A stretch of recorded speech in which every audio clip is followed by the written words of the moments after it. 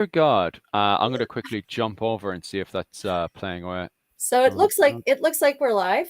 Just in case we are live, welcome to today's edition of Medieval Myth Busting. I am the creative Contessa, and this is my friend and living historian colleague Philip from Irish Medieval History. And today we have a great show planned for you. We hope to disappoint lots of people, busting false ideas about the Middle Ages. Yeah. what So Philip, how are you doing this morning over there in Japan?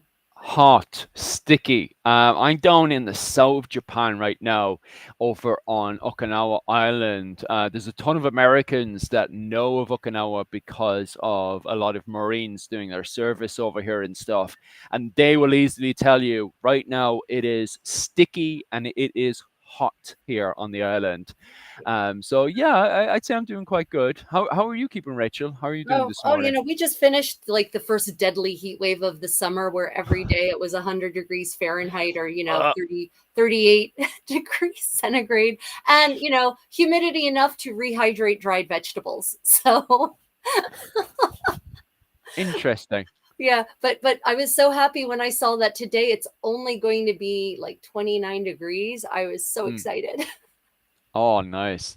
Not as bad as it was last week, so I suppose. Yeah, it's exactly. Yeah. Mm. Yeah, I've been preparing for a big 2 week living history festival that I'm going to in the US. So I'll be living my best 15th century life for 2 solid weeks. And 15th so, century. Which style are you going for? Are you going for more later 15th century or earlier 15th yeah, century? so it's going to be, 1470s to 1490s for me, pretty Oh, much. yeah, Yeah. yeah. And now that's just my camp. This is a multi-period medievalist event. So there'll be, Norse groups, there'll be people doing, um, we call them the 14th century mafia. There'll be there'll be people doing, Persian and Japanese and all kinds of eras too. So it's a kind of a global medievalist event, not focused on like one period or place. So every camp kind of has their own thing. My camp will be 1470s to 1490s, and it's a little, it'll be very little this year. Not many people are going to the event this year. Europeans and Canadians have all said, not going to America right now. Oh no. Yeah, the But I suppose Australians, there's Canadians, and Europeans, rather, sorry, not Americans, Europeans, Canadians, and Australians. mm, Yeah.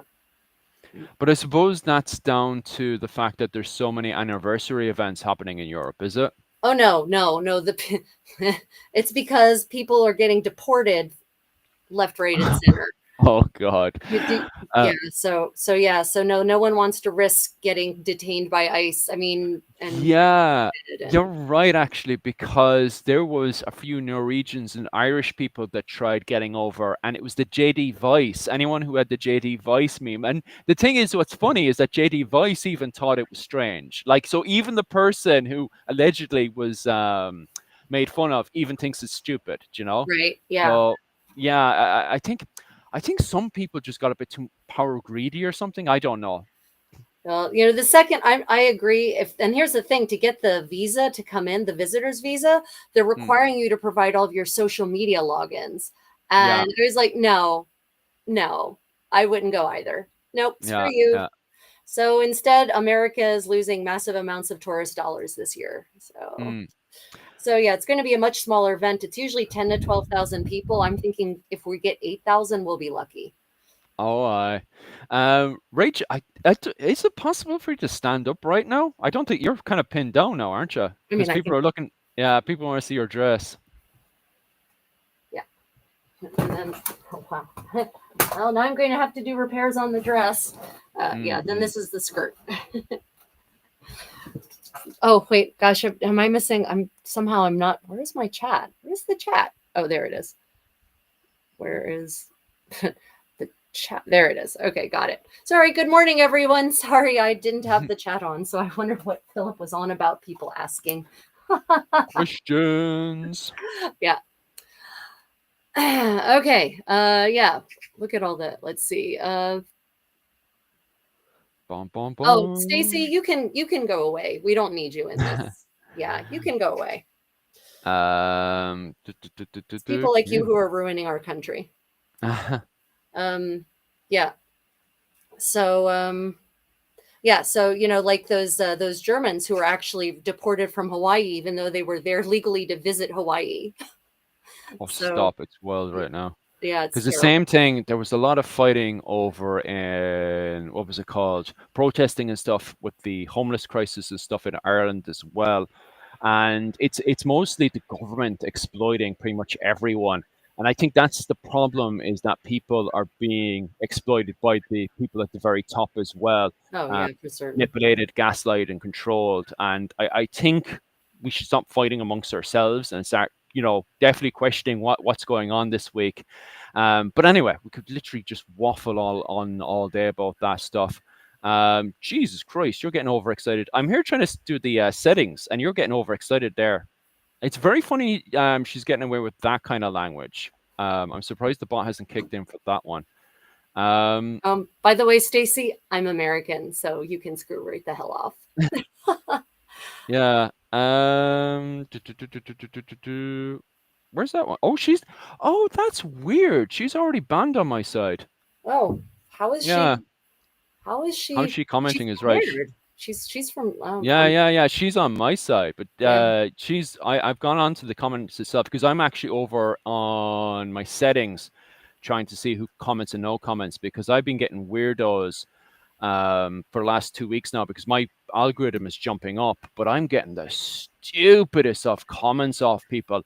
I Yeah. had what was it, comments off people yesterday just talking about Alka's, what was it, the Irish culture. And you see, in Ireland we have a thing called the session, right, where we go in and we enjoy music and having a pint. And people think a session is where we just go in, get drunk, and fight amongst ourselves. Like, they can't tell the difference between our actual Irish culture and what we actually do like. Right. So I'm getting a lot of those comments, and I'm like, even to start having that kind of conversation, it's a level of stupidity, like, Yeah.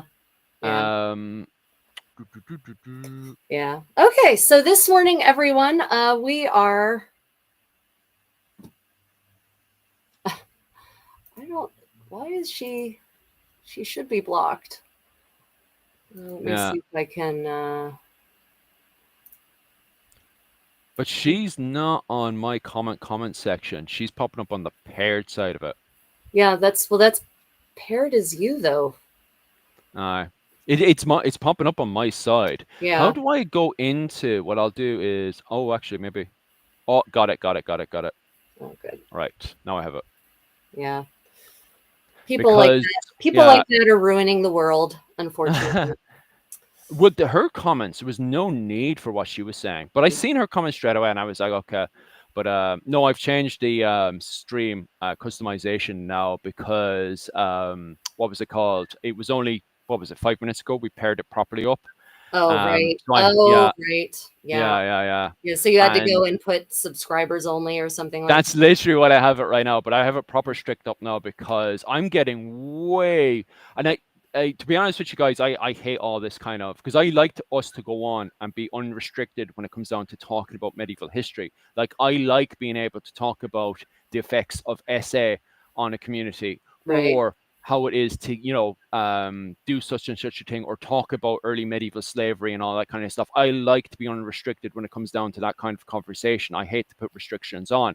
But when you've got the likes of ourselves coming onto the chat and just having swings off people, like, the front door is there. You can just leave, Yeah, just press the X seriously. button, like, you And know.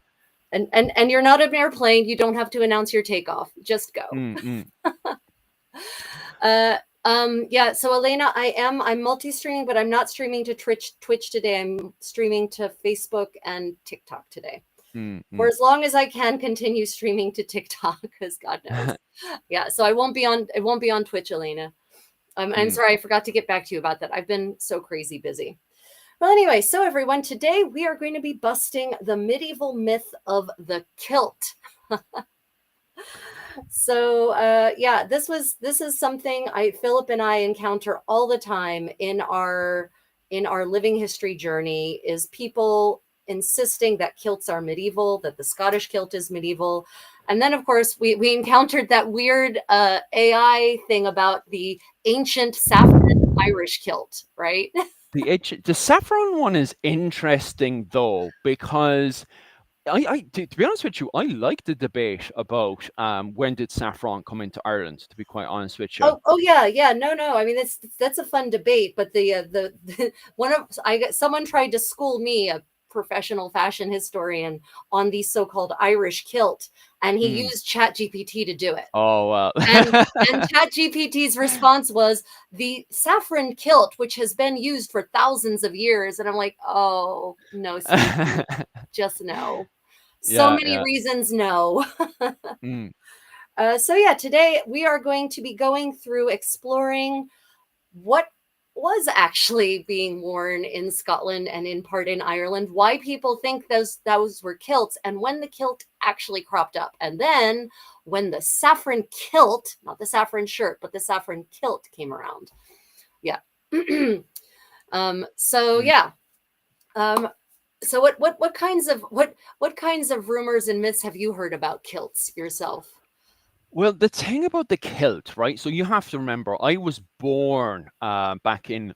I was only born around 1989, right? So I was born at the peak of Braveheart. So when I was about 5 or 6, that's when we got the image of the kilt in the 13th century, which Right, was during the Scottish War of Independence. right, And I think that was the first time that people had seen, peak high medieval clothing and stuff. And so that's the kind of interpretation everyone got because of Braveheart, that we right. had princesses and we had castles, but now we have Scottish people who have tartan kilts and tartan kilts with holes in it, which is kind of strange because there's a lot of people point out William Wallace was actually a noble. He was a person of high class.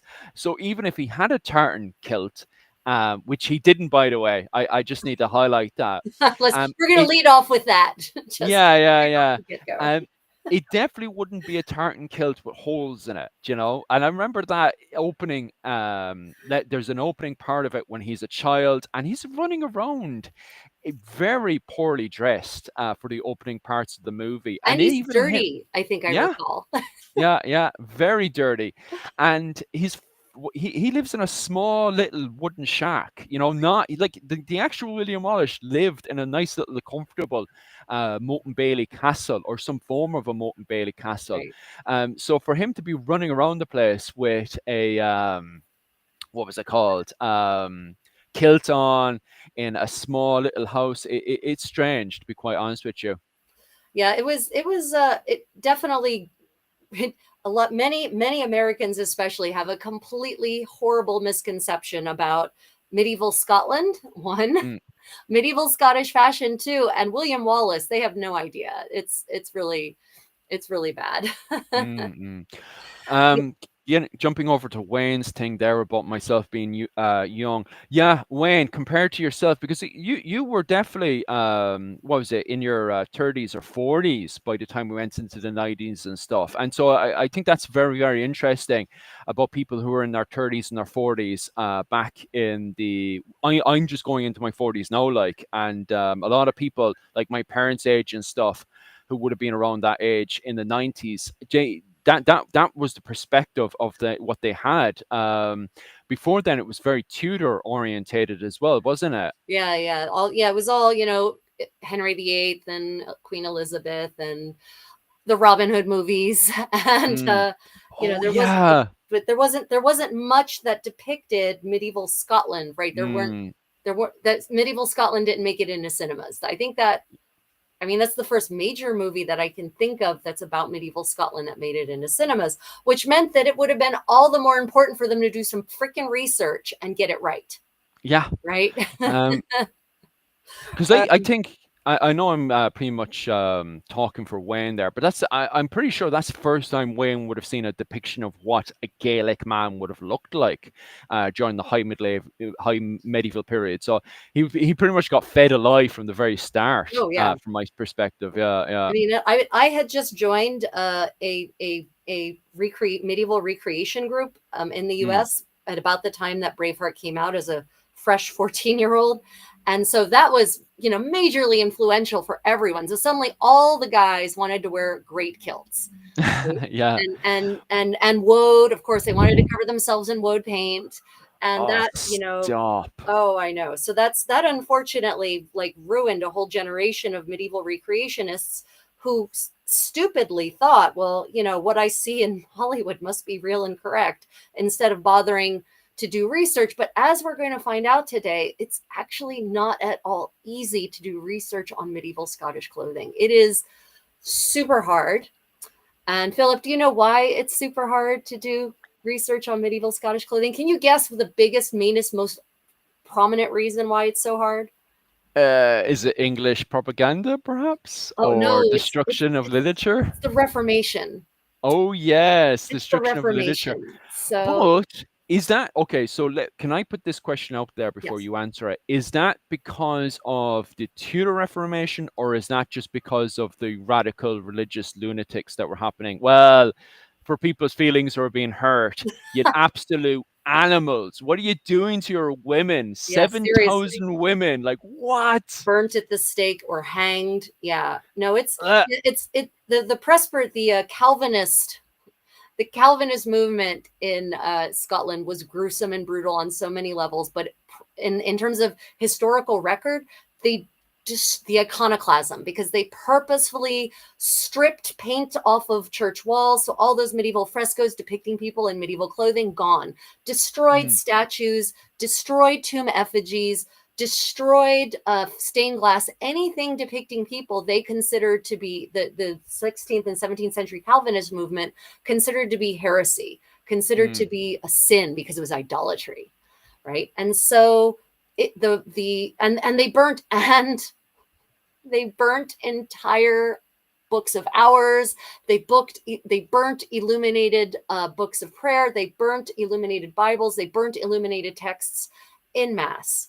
mm. And so the second you In have that mass level, itself, Jesus. right? The second, no, en masse, not in mass. Sorry, en All right. masse. I mean, that would be interesting, but no, they weren't doing mass anymore, right? Mass is Catholic, and that's Yeah, yeah. Papist.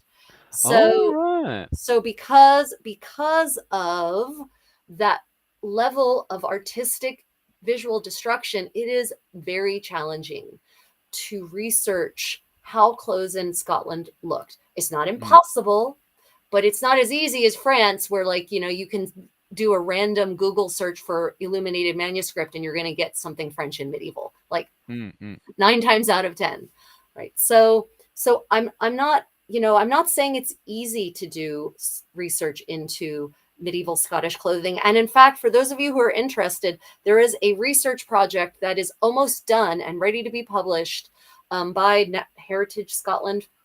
I think it's Heritage Scotland or the National Museums of Scotland. One of those big organizations that's actually has official access to all of these resources has mm. funded a project to actually do in-depth research into medieval Scottish clothing. And I've reached out to the person who's in charge, and she wrote back and she said they're this close to publishing. So Oh. so stay tuned, hopefully for new information that's just going to blow our minds, right? But until then, the resources are rather limited. But even still, with the resources we have, we can put together at least some picture. And sadly, my dearest friends, that picture does not include what you all think of as a kilt, neither the great kilt nor the kilt, Mm. the small kilt. I forget what it's called in Gaelic. So let's I guess you can't really, but it's hard to prove a negative, right? Like Mm. logically, technically, you can't prove a negative. So what we're going to focus on today is what we do know and the information we do have, right? So do you know what the word kilt means without reading that definition? The word kilt. Oh Yeah, God, is it a form of blanket? I know that's actually plaid. Okay, plaid. Plaid is a form of blanket. Yeah. Now I'm even more confused to plaid because I thought plaid was connected to tartan. Yes. We'll get to that. It is, but not the way. Yes. Go But on. we'll get to that too. I'll discuss that. We'll get to when we get to the tartan section of the Okay. presentation. Yeah. Okay, No. we're No. still No. we're still playing the game. Okay, Yeah. Still kilt. playing the game. So is it connected to? Can I use cloak? Is it around those words? It is. Kilt. It is. It is not. It is actually a Okay. verb originally. Okay. So this is why, like, to really to study history in depth, everyone, this is why a multidisciplinary approach is so important. So Yeah. whenever I'm doing research into any historical topic, if it has a modern word that we use, I always go and look up the etymology of that word to figure out what's Mm, going on. And that usually reveals a lot. So the word kilt is actually a medieval English word. It's a Middle English word, not a Scottish word at all, even the least littlest bit. Not mm, Gaelic, not even Scots. It comes into Scots eventually via English, but it's English in its origin. And mm. actually, they think it might trace back to Norwegian. So Okay, um, that makes sense. to kilt something means to tuck it up. And I do this all the time with my skirts. I kilt them up over a belt so that they don't drag on the ground. Mm, That's what kilting means. It means to tuck something up, right? To truss it, to tuck it up. mm. That is what kilting means. Okay, so to take a step back from my perspective, because from my understanding of, maybe I'm ruining some later of the presentation, but from my understanding, the kilt starts off as a cloak, and so you've got various techniques of how to put the cloak on, depending on your situation. So my understanding now is that you Yes. have the cloak, then the cloak becomes a bigger, a blanket. From your definition, because Yeah. it's getting colder. From my understanding, it's because they're Right. getting more into a survival, longer campaigns, Right. longer wars, so they have bigger blankets. And so instead of just wrapping it around the shoulder, they're now kilting it around the hips. Is that what's going on? Yes, that's exactly what Okay. happened. So at the end of the 16th century, the Yeah. very end of the 16th century, when we're reaching kind of peak Little Ice Age, right? So, like you said, it's getting colder, and suddenly we've got these longer campaigns. It's no longer a question of, well, we're only fighting in the nice months. We're now fighting at other times of year too, Mm, right? And so now you've got this big cloak thing, and actually it's referred to. So the earliest reference, and unfortunately I didn't include this in, is the earliest reference I could find to not a kilt. The earliest reference to the word kilt as a skirt is 1730, quelt, 1730. Quelt. That's the Mm, earliest reference that it's ever used as a noun, as a garment in and of itself. So before that, what you have references to in English, that they refer to the Scots and the Irish, by the way, as wearing these cloaks, these mantles.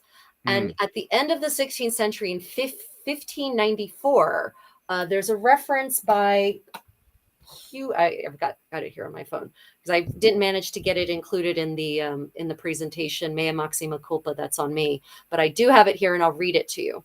So this is the earliest reference that I have. And so, 1594, a group of Highlanders from the Western Isles went to Ireland to fight under Red Hugh O'Donnell. You probably Oh, that's heard the Nine that. Years' War. Yeah. Yeah. Writing about them, oh God, I'm going to brutally. This is a name with lots of G's and H's and D's and H's. Uh, I'm not even a person whose name I cannot possibly pronounce correctly. Lugach, Lugeth, Lugeth, Oh, is that the MacLucklans? Lughaidh. Oh, I'm Um, terrible at getting right, off. yeah, One of the lads in the comment section will come in now because you can see the lads coming in there. right, yeah. Uh, uh, So this gentleman, he noted that despite being dressed similarly, the Scots could be distinguished from the Irish soldiers as follows, quote, "They were recognized among the Irish soldiers by the distinction of their arms and clothing, for, and this is how, their exterior dress was mottled cloaks hmm, of many colors. Their belts were worn over their loins outside their cloaks." So mottled color means a lot different colors, hmm, right? Fabric of different colors. And it's a cloak, and they've got a belt on the outside around their loins. So like a little bit below the waist kind of thing.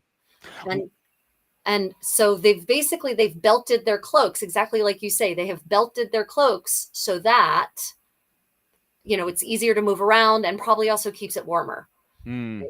So because and then some people say, well, why don't they just wear a more tailored overgarment or whatever? But it makes sense because the this cloak, which is called a plaid in Scots, not Gaelic, by the Okay. way. Or the brat in Ireland, they both serve very similar functions, and the function was multi-purpose, right? It's like the Mm, Swiss Army knife of the fashion world, because you can use it as a cloak to keep you warm. You can use it as a tent if you need yeah. be. It's got all these different. You can lay it on the ground if you need something to be on the ground for whatever reason, right? It's got all these different purposes as a rain gear, Yeah. right? Because it's usually boiled so that it actually has a really tight weave and then it keeps the water out, right? So it's a multi-purpose garment. And the second you add tailoring in, it becomes a one-purpose garment. Mm. So, it completely makes sense. Okay, so in my interpretation, right, when does the mini ice age start? Because that could give us an indication of how early they were, Right. using larger um, cloaks, and on top of that as well, when they started doing this kind of kilt technique of belting up around their hips and stuff. Well, so the What, so the mini ice age, the younger Dryas starts in the 15th century, but it doesn't get like, okay. it's getting colder, but it's still not cold yet. But Mm, by the end of the 16th century, the Thames is freezing. The Thames in London is freezing so solidly that they're able to transport goods on sledges on mm, the Thames River, right? So it's not it's the like, it's starting to get peak cold at the end of the 16th century is when that's really mm, starting to happen. So because the Middle Ages was actually, this for many centuries was very warm, and they were getting 2 or 3 harvests a year across Europe, including mm, England, by the way, because it was warm enough to manage that. And then the Black Death comes, and at about the time of the Black Death, the climate starts changing, but it's okay. gradual. It's not like we go from one day it's 30 degrees centigrade and the next day it's 10 degrees centigrade. It takes years for this to catch up. And it really seems that if you look at the fashion records, I mean, if you look at the kinds of climatological records that we have in terms of like people talking about, well, things are freezing now, Mm, it's really the end of the 16th century when it's starting to get real cold, really, really cold. okay. But So there's still a possibility that cloaks are getting bigger in the 15th century. I mean, they're getting bigger, but it's like you haven't reached peak big yet, shall Okay. we say? Because and actually, there's in that for that, I would like to actually share some um, descriptions um, of the word of it was the word plaid. Actually, I thought I had the word plaid here, because it's the word plaid is what appears in Scots sources for a blanket, because plaid is a blanket at first. It is not a Mm, pattern. yeah. And this actually ties back to the word tartan. Mm, So tartan is also not a Scottish word. It's not a Scots word. It's not a Gaelic word. It's not even an English word. It's a French word. It's an old French word. mm, And it comes from the word tertain, Tertain, many different spellings. And basically, tertain in the 13th century, and this once I say this is going to click for you, it was a compound fabric. So by that means it was two different fibers. mm. It was wool and it was linen. And because you have two different kinds of fibers, you automatically, no matter what, are going to have two different colors, right? The Mm, mm, second you have two different fibers, because even if they're both dyed brown, just say brown, the brown that the linen dyes, for instance, is going to be different than the brown that the wool dyes. So you're going to have two shades okay. at the very least. And the tartane in the sources in 13th century France and England, when you see the word tartane, it's always a pragmatic, practical fabric. Cloaks, heavily used for cloaks, heavily used for outer garments meant to keep you warm, used for blankets, literally for bed coverings, for situations where you need something that's not going to be against your skin. So it doesn't have to be super silky and fine. It needs to be hard wearing, and it needs to be practical. And that's where we see tartane being used. And Mm. you can easily see how you can go linguistically from tartane to tartan. Like it's not even a Oh, yeah, stretch. yeah, yeah. A Mm, word that is spelled T variously, by the way, in the 13th and 14th century. Also, one of its spellings is Tartane in the earlier sources. And then we get to the Scots expense accounts for the Royal House of Scotland in the 15th century. And there you see the word tartane appear, but again, as clothing, not as anything that could be interpreted as a quilt, but often as outerwear. right? So you've got either Mm, the cloak or the blankets are also, there's lots of orders for tartan, for tartan blankets, right? But they're not, nothing having to do with skirts, nothing having to, or, short skirts that are pleated into a waistband and worn down to your knee, right? For the most part, mm, in the 15th century and 16th century Scottish expense accounts, tartan, and then by then it's being spelled Tartane. So that's where the word tartan comes from, and it actually, some of them, they're not all tartan, has nothing to do with the color. It's the weave. It's two different kinds mm, of fibers. And then eventually that word gets associated with woolen fabrics, mottled woolen fabrics, mottled meaning multiple colors. So it's mm. not, in its origins, that is not, tartan has nothing to do with the pattern. Neither does plaid have anything to do with the pattern. Plaid means blanket originally in Scots English. And tartan is this compound fabric that had originally in its origin wool and linen. So Mm. yeah. So that's why it's important to understand the origin of words to really get to the history of what's happening and possibly how things evolved. Yeah, because to be honest with you, this is more of the conversation I'd rather have rather than the fantasy interpretation that we have today. I have no problems with people wearing 19th century fashion, but then when you're making the claim that it's actually 13th century fashion, then we need to have a conversation and see what the actual development of that Right. is. And so, just to speed up the actually not speed up, actually just to go back and confirm stuff with yourself, and just to confirm for people who are listening at home. First and foremost, okay, let's take a step back to the Scottish War of Independence, Braveheart, and our interpretation of the 13th century. Is there any kilts in the period of No. Braveheart?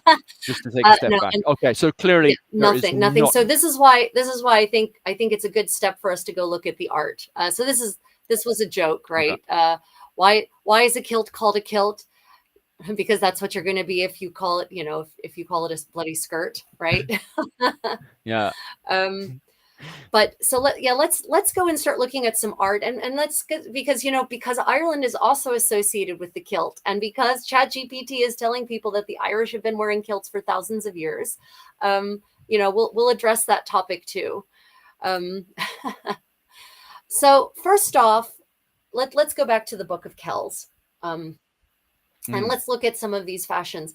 So it can be really helpful to understand what you're looking at. It's very easy to look at, especially medieval and earlier art, and not really be able to see what's there, because it can just look like a bunch of lines, right? A bunch of swirly lines. And where what are these layers? What are we actually seeing here, right? So you've got these garments, and we have from the first millennium. We've got, even in Scotland, we've got statuary. We've got in Ireland, you've got the Book of Kells, which is splendid and a wonderful resource, mm. and probably the most illuminated Irish manuscript there is, actually.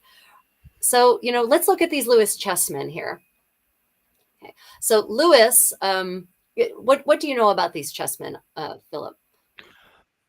Oh, I have to do a lot of study into this recently because I had to go into for my own private classes that I do on a Sunday over on Patreon.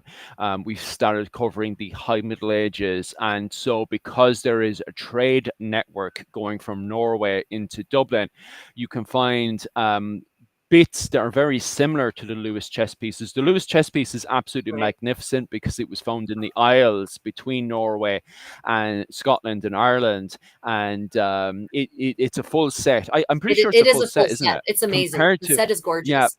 compared to in Norway and Ireland. In Norway and Ireland, we can find bits of the set, which is so similar. It's Right. crazy. So it gives us a very like, and this is why I've fallen in love with it. I assume you've fallen in love with it, and many people have fallen in love with it because it shows us what the Irish, the Norwegians, and the Scottish perhaps were wearing it going into the High Middle Ages at the very start of the period of Crusaders, the reform of the church, and when you've got this change going on between the early medieval period of war bands kicking about into when period the eras are starting to centralize more. You've got this kind of people are starting to refer to it as this kind of high middle ages kind of renaissance going on with the princesses and the Moat and Bailey castles, so on and so forth. And that's why we love the Lewis chess pieces, because it shows us what clothing Right. was like at the very start at the 11th century, if I'm not Yeah, wrong. I think they're like end of the 11th century, early 12th century. The Lewis chess pieces are right there. Mm, Like you say, they're in that transitional period. So I mean, you look at yeah. these beautiful. Look at this. This is the king and the queen, right? And they're both wearing cloaks. So those Mm. are what in Scots later on would be called a plaid. um, right. So you look at these cloaks, or could possibly be called a plaid. The king is wearing a cloak off to on one shoulder, right? So one side is covered and then it's pinned over his shoulder. And this means that his right arm, his sword arm, by the way, is completely free. Ah, mm, And that makes sense. You know, everyone thinks about wearing a cloak, like modern people, if they go to a Renaissance fair or whatever, they always wear the cloak, closed center, right? And if you think about it, that's great if you don't need to use your arms for anything. But if you need to mm, use your arms for something, you ideally want to have your dominant arm free. And so that's why if you look in a lot of the Middle Ages, especially if it's knights wearing cloaks, they've always got it, almost always it's off one shoulder and it's the right arm that's free, mm, right? So you see the cloak on our king, and then you see this amazing tunic. I mean, look at this gorgeous tunic that just goes down to the ground, and look at the beautiful mm, trim that's along the bottom there. Like there's so much detail in this tiny little chess piece. It's amazing. And then beneath, if you look, there's two layers of tunics, right? What you actually are seeing here are three layers. You see his cloak, well, and mm. I guess his sword is a fourth layer if you consider that a fashion item. Um, then he's got the cloak, he's got an over tunic, and then if you look towards the bottom, towards his feet, you see the pleats. Pleats, and I know this is going to trigger some people. You see pleats of his under tunic. And Mm, those pleats are not, that's not a kilt. That's just his under tunic, which is very full, and his over tunic, which is not as full. And so the tighter overgarment has caused the bigger undergarment to fold in on itself. And those pleats just naturally form. They just naturally form. okay. It's not obviously when you're carving in ivory, you can only make fabric look so flowy. So it's going to be a little more Yeah. knife sharp than maybe it would be in real life. Because To be honest with you, I still think it's magnificent oh yeah, no, I craftsmanship, mean to no, be honest with absolutely. you. No, Yeah. especially because this is not like on the screen, it looks like bigger. This is bigger than real life, right? On your screen, most Mm, likely. So I mean the carving is amazing, but there's only so much you can do when you're carving small to make it look as mm. realistic as possible. It's still, I mean, yeah, no, these are masterpieces of carving. 1,000,000%. No argument Yeah. for me. I always get fascinated by their stunned expressions though. It's so this is most likely, as you say, we don't know for certain if this is Scottish, as we would call modernly, Scottish, Irish, Mm, Norwegian, because it's from the Isle of Lewis, which is one of these intersectional spaces. yeah. Well, if we look at the cross of Caen, which is meant to have the piece of the cross that which came back from the Crusades and stuff, because the Irish and the Norwegians at this point are going off to Jerusalem to crusade to fight the Saracens, so on Right, and so forth. I think what's going on is that we have the culture which a lot of academics refer to as Hiberno-Scandinavian. So where we kind of look at this as kind of a nationalist perspective of Irish people dress Irish and Norwegians dress Norwegians.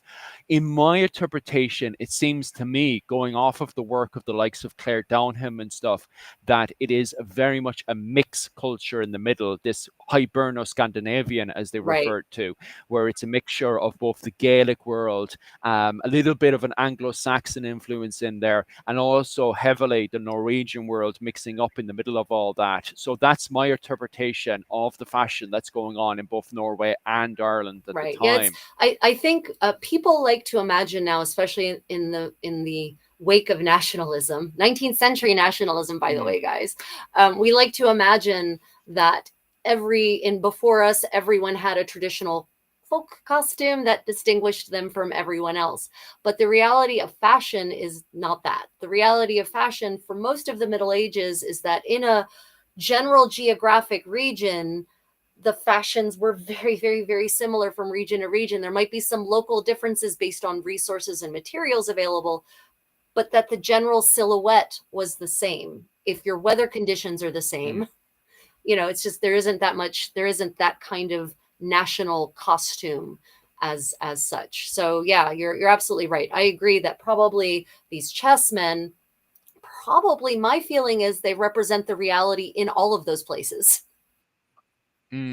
That's how I Yeah. feel as well, especially looking at the Cross of Con, which has so many Norwegian influences on it, and also it's meant to be in the center. You can actually open up the middle of the Cross of Con, and it's meant to have the true cross. Now, the true cross over time has withered away; it no longer exists. Because it was made of wood, like so that's completely gone. However, we still know it had a piece of Cross of Con, which shows crusaders going over to Jerusalem, returning back, but also on top of that, the influences they brought onto the island of Ireland from the Right. wider world, and also the whole fact it's in the Hiberno-Scandinavian style, which shows most likely the likes of Rory O'Connor, who was known as Rex Hiberno, King of Ireland, would have dressed similar to this, in my Right. Yeah, interpretation. absolutely. 100%. I just don't see, Mm, you're the places where the differences are going to happen are in the details. For instance, our Irish friends who might be wandering around without shoes if they're out in a bog, right? yeah, it's true. Like I take off my shoes too when I go Right, into a for bog. instance. But that's not a fashion, that's a form. That's a function, or not a form thing. Mm, That's a function thing, right? But when they do wear shoes, those shoes will basically be the same as the shoes worn in Scotland mm. or Norway, for instance. But what's very interesting is Harold Barelegs, when he comes from, he's king of Norway in around 1103. And when he comes to Ireland, he's known as Barelegs because he takes his shoes off when he comes to Ireland to campaign in Ireland, for obvious reasons, because Ireland is very, Right. very boggy, which massively indicates that Norwegians had shoes on when they were campaigning in Norway. And the moment they arrive in Ireland, it's like, oh, this is way too boggy. Take the shoes Right, off, right, lads. exactly. Mm, Yeah, and also because if any of you have ever tried walking in medieval shoes in boggy conditions, the mud will suck your shoes right off and they will disappear into the mm. ground. Ask me how I know. Oh God, there's a me, horror me story with a behind this. shovel trying to dig a 3 foot deep hole to get my mud sucked down shoes out of the ground. Jesus. That was one event where it just rained. It literally rained for like a week, and it Oh, was the ground had oh, just given up on stop. being solid. So yeah, Oh, that stop. It sounds at like a that horror event show. we were, in fact, everyone had given up on shoes and stockings. We were all just wandering around barefoot, just like Ireland. It was a real Mm. Irish moment. What can I say? Oh, stop. It's when you're at an event and you start hearing the rain. It's what, 3 or 4 in the morning, and you just start hearing the rain crumbling in, and you pray to God, hopefully this is gone in 20 minutes. It's 2 hours later, and the rain is heavier, and Oh you're just God, like, oh no. And you've left everything yeah. out, and you're just like, why is this happening? I was at one event, medieval camping event, and there was literally a river Mm. running under my bed through my tent. Just like it was Oh it was a no. full on would carry you away river of water. And then there was another one where it was also flowing under my pavilion, but because my ground cloth was such heavy cotton canvas, it was like a waterbed. Mm. You would walk you walk across the floor of my pavilion and the floor would do this because the water wouldn't actually come up through the canvas. But it was, yeah. So I've been to those horror shows. I understand why Irish people would want to take their, or anyone, the Norwegians, you go to Ireland, it's boggy, you just don't even bother fighting it. You just give in. mm, mm. Um, Um, yeah, I haven't been on a nightmare like this since I was in the military. When I was in my sleeping bag and I woke up in water drowning, like So I've never been that bad at a living history event, not yet, and hopefully to God I yeah, don't. we'll see. I've got 2 weeks coming up of potentially inclement American weather, so we'll find out. Stay tuned. Stay Lovely. tuned for the live streams of Armageddon Pensick Oh, you're live 2025. streaming those too? Yeah. Uh, yeah. Oh God. So let's look at some other visual references from Scotland, and possibly also from Ireland. Remember, this time it's a little. At this time, it can be a little harder to distinguish. So this is another this fantastic piece of sculpture dates to like the 6th century, and Mm, or maybe in the 5th century. So it's pretty early, but it shows warriors. At least we assume they're warriors. You know, they've got weapons and shields. So usually, and they've got dogs there, or they're hunting or something like that, right? So this is one of these pieces of statuary that people often use to say, look, they wore kilts. Those are kilts. mm. Okay, but let's look a little more closely, everyone. Okay, so Philip, looking more closely at this, what do you see they are wearing? Well, from my perspective, what I'm looking at is a lot of, first and foremost, I would definitely say that their under clothing is definitely an under Hmm. tunic. I'm not sure if I see any pants, and I'm not sure if I see any over tunic. So I'm just assuming, this is me, and you're ready to correct me, is that they have no pants on, no shoes on. They have a linen under tunic, and then they have a cloak over that, in my Right. assumption. Possibly. Mm, You know, could it linen, if this is the layer against your skin, then linen is what you want. You don't want wool against your mm, skin. You just I mean, there are some very nice wools actually, but in this century, you probably don't want the wool against your skin. Yeah. So how do you, mm. that cloak that you're talking about? How do you see, in what manner is it worn? What are you seeing there in terms of the style and the way in which it is worn? It seems to me, especially going off with the lads with the horns in their mouth, that it seems to be pinched around the shoulder. And then, like your man on the horse there on the top Mhm. center, he seems to have it completely around his Right. shoulders. And then the lads with the horns appear to have it, pinned. This is me taking a guess, and I'm probably completely wrong. There must be something pinning it in place unless they've got it wrapped around their arm on the right shoulder. So it seems to be very, very much pinned around the shoulders. And I'm assuming this is around the ninth Right. century. And I do know around is this either ninth century or this is definitely around the 6th century. Yeah, I'm assuming I think somewhere it's sixth around there. century if I recall correctly. Yeah, Okay.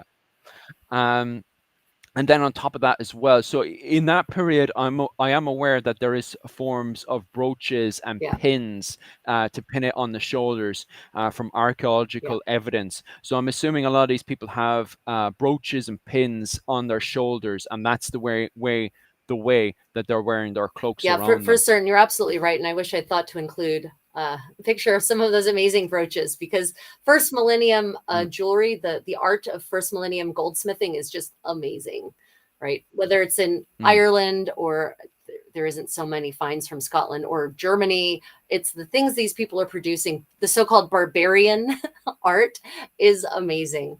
Um, yeah, it's amazing for the so period. what I see is, yeah, I agree with you. It's wrapped around their shoulders, but it's actually crossed in front. So if you Okay. look, you can actually see the stripes going in two different directions like this. And so you Mm, can actually see that the front, it crosses in the front, especially the top rider. And you can see the two mm, tails of the cloak that's crossed sticking out on either side over his leg there, right? And so a lot of mm. people look at this and they see a kilt.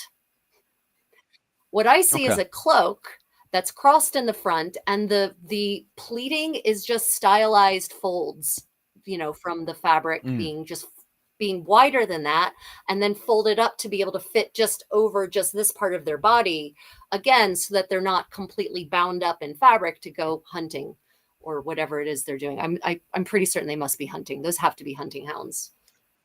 Yeah, yeah, the yeah, hounds in the very front seem to give away the yeah. fact that they are hunting, especially with the Yeah, and there's horns. a deer Yeah. there. So it's, as I see, it's two hounds actually attacking a deer, right? Oh, Yep. yeah, see, I see the Yeah. bite So marks. I'm pretty certain they're hunting. And so for Mm, that, you want to have also you want to be able to manage your horse. So you therefore want to be able to use your arms, but also you want to stay warm. So that's why that's mm, mm, visually what I see is a cloak, a length of wool, probably, like you said, and maybe mm, even in this era, perhaps tartan, as we now understand it, being a linen wool blend, maybe wrapped around, around their back, over their shoulders, and crossed, and no doubt pinned somewhere. I mean, I can't. It's mm, just very practical to pin it at least to the, their under tunic, perhaps. Yeah. So mm, this is the kind of art that often gets misinterpreted as being evidence of early kilts, because people, it's like you said, it can be hard to look at this very stylized carving and understand what's happening. mm. Let me see. To me, it looks like they're wearing a tunic and Leine, says Takeda. Yeah, so no, this is Scottish. But that kind of underscores, as we've been talking about, the very tight cultural connections that part of the world, especially in the first millennium, when Scandinavia has kind of gone out and connected everyone together anyway, Mm. right? So yeah, Just 1 second there. Because the translation of Lena in just to make sure of this. yeah. So Leine, Oh no, it's not. So there is no. Yeah, so Lena is tunic. It's meant to be popping up. I just wanted to confirm because I think Wikipedia, that could be why people are not translating it correctly. I just went into Google there to make sure Lena and tunic were the same thing. Technically speaking, in Old Irish at least, Lena and tunic are the they are. same word.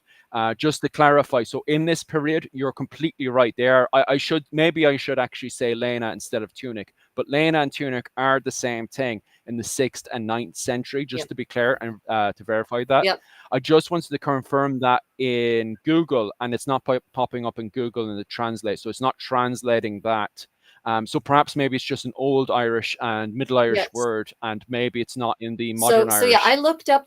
I when I was doing my medieval Irishmen's research. So in the Old Irish dictionary, this lena as a Mm, word for tunic, as a synonym, as a word that only means tunic and nothing else, dates back to like the 5th century. So it's mm, very Old Irish, and they're pretty certain it comes from the Latin word for linen. Yeah, so okay, that that's makes the perfect origins, sense. and it makes sense then that that's the layer of tunic that's against your skin, because that would be Mm, linen. That would have been linen. Even then, that would have been linen in the Roman, with the Roman influence. So that seems to be the etymology of that word, which is why the lena is not a specific garment. It changes across the centuries. The thing that always seems to bind it, though, is that it's made of linen. That seems to be mm, supposedly, except that I say that, and then there are these epics that I think they're actually not written until the 12th or 13th century, but they refer to earlier, historical events where, there's a woman recorded as wearing a lena of green silk. So mm, mm. supposedly it's supposed to be the common binding thing should be that it's made of linen, and yet then you have those exceptions. So Mm. And that's I needed to clarify that early on right now because later on in the 19th century the word Lena gets muddled up with the word right. kilt. So it's that's very very important that we have to understand in the early medieval period the word Lena and under tunic are The they're the same word. same Yep. word, And in Yeah. fact, in the 15th century, Henry VII, in his expense or his inventories, he records having an Irish smock. Smock is the Mm, 15th century English word for the linen shirt against your skin, right? So, okay. so even there in the 15th century, the lena is still associated as being linen and the layer that's against your skin. So now we Mm, don't know anything else about it because unfortunately the description in his inventory doesn't talk about colors. It doesn't talk about embroidery or anything. Just an Irish smock.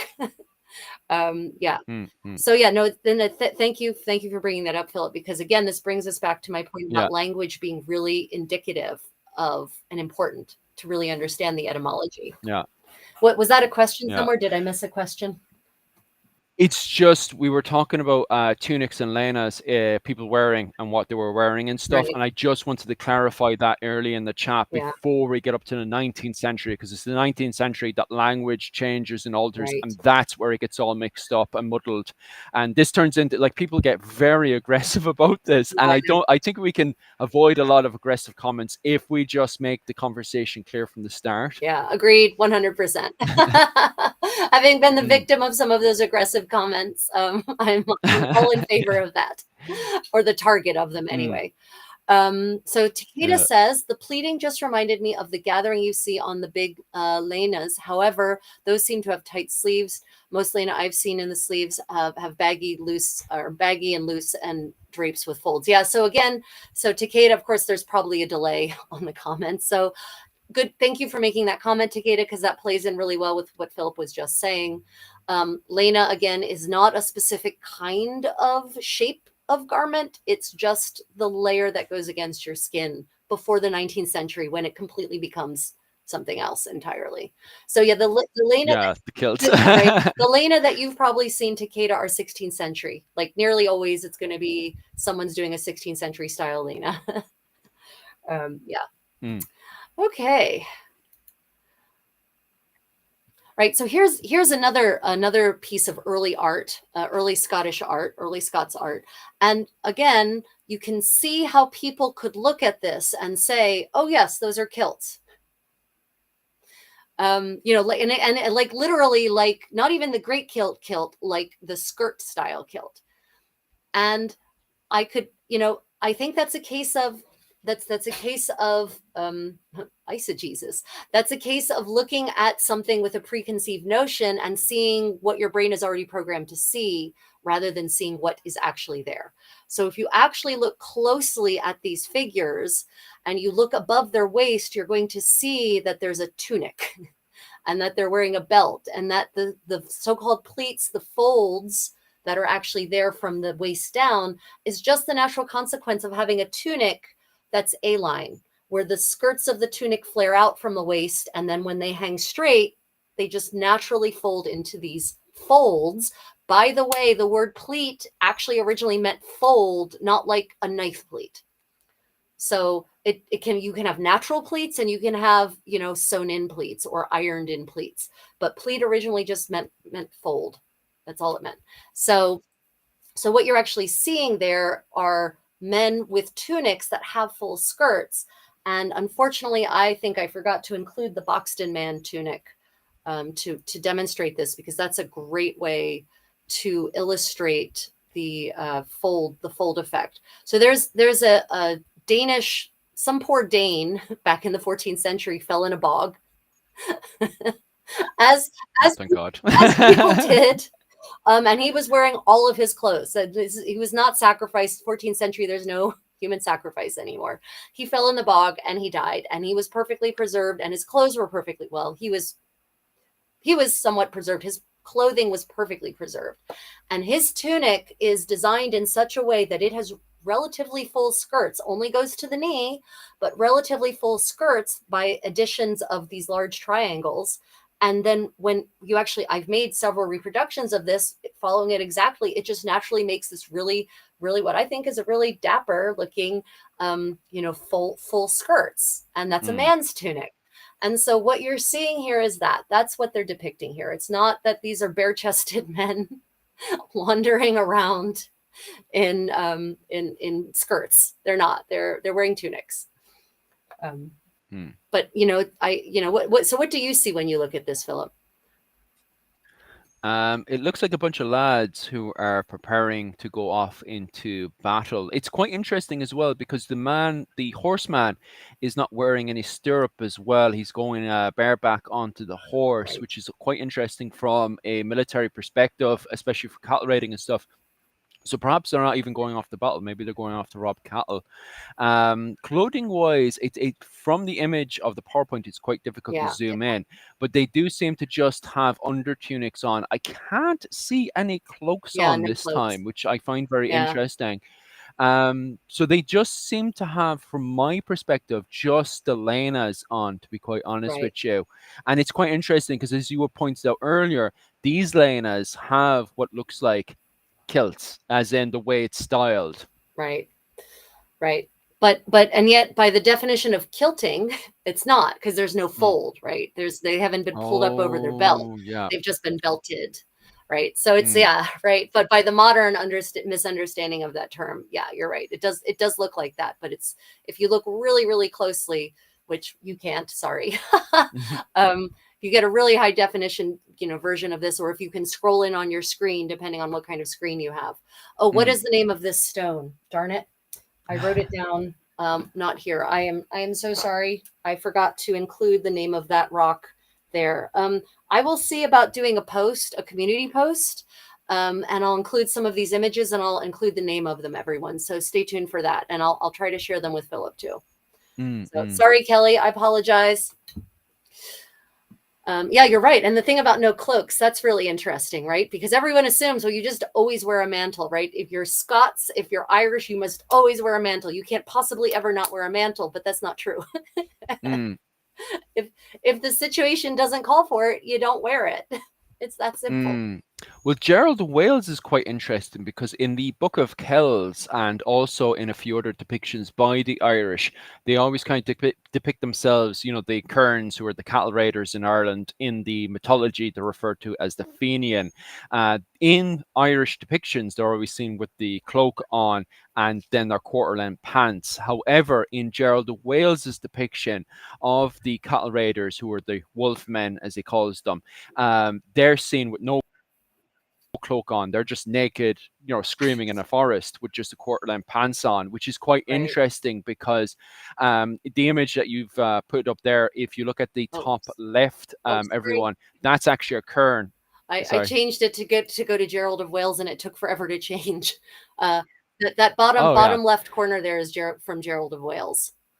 That's his picture. Yeah, sorry, yeah, yeah. The top left one is from the Right. Book of Kells, and that depicts a cattle raider. And you can see here he allegedly has a cloak on. Now, different people give me different answers, but the best one I can still see is a Yeah. cloak because it especially doesn't cover his hands.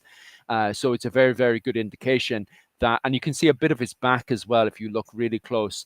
So it definitely indicates that it's a cloak that just goes around his shoulder, and it's only covering his what was it, his right side, Right. which is interesting in itself. But regardless, he's got a buckler, and we have loads of buckler finds. This is just on the peak of the Golden Age of Ireland going into the Viking Age. And so the Book of Kells comes out, and it gives us a very good indication of what cattle raiders, professional cattle raiders, look like in Ireland. So he's got his buckler and his spear, and he's ready to run out and capture some cattle from a rival to it in Ireland. So yeah, it's quite interesting how you have two different depictions. One with the cloak, which a lot of people would say it gets larger as we get into the 15th century. So it's definitely something to monitor. Is definitely the how big the cloaks are, because this cloak in this one, it's It's so tiny, yeah. tiny compared to the 15th century. I Yeah, mean, I yeah. mean, so Even the weather is not the weather patterns are cyclical, right? So there's a warm yeah. period in the Middle Ages, and there's a colder period, and then there's a warm period again. So I could absolutely see that because the Book of Kells is like 6th century, right? Like it's Mm, it's pretty early. So that's the I that could well have been in a warm period in Ireland. I'm actually not as familiar with the Irish weather patterns, but that could have been in a warmer period. And by the time the Lewis Chessmen come along, it's getting colder again, but then it's getting warmer yep. again for the couple of middle centuries where they're getting 2 to 3 harvests, and then come the 16th century, it's once more getting real cold again. Mm.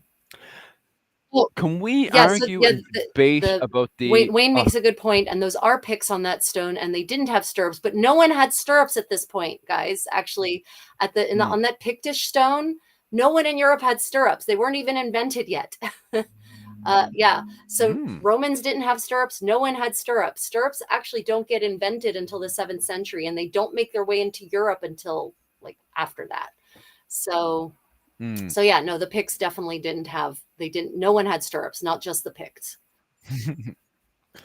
Um, can we talk about, just because it pops up again and again, and as I said earlier, in the early medieval period, we have the tunic, which is the Leine and stuff. We see here, if we go back over to Gerald of Wales again and his depiction of Diarmaid MacMora Mhm. on the bottom left, and then you have Fitzgerald on the right side. They both have the Leine on.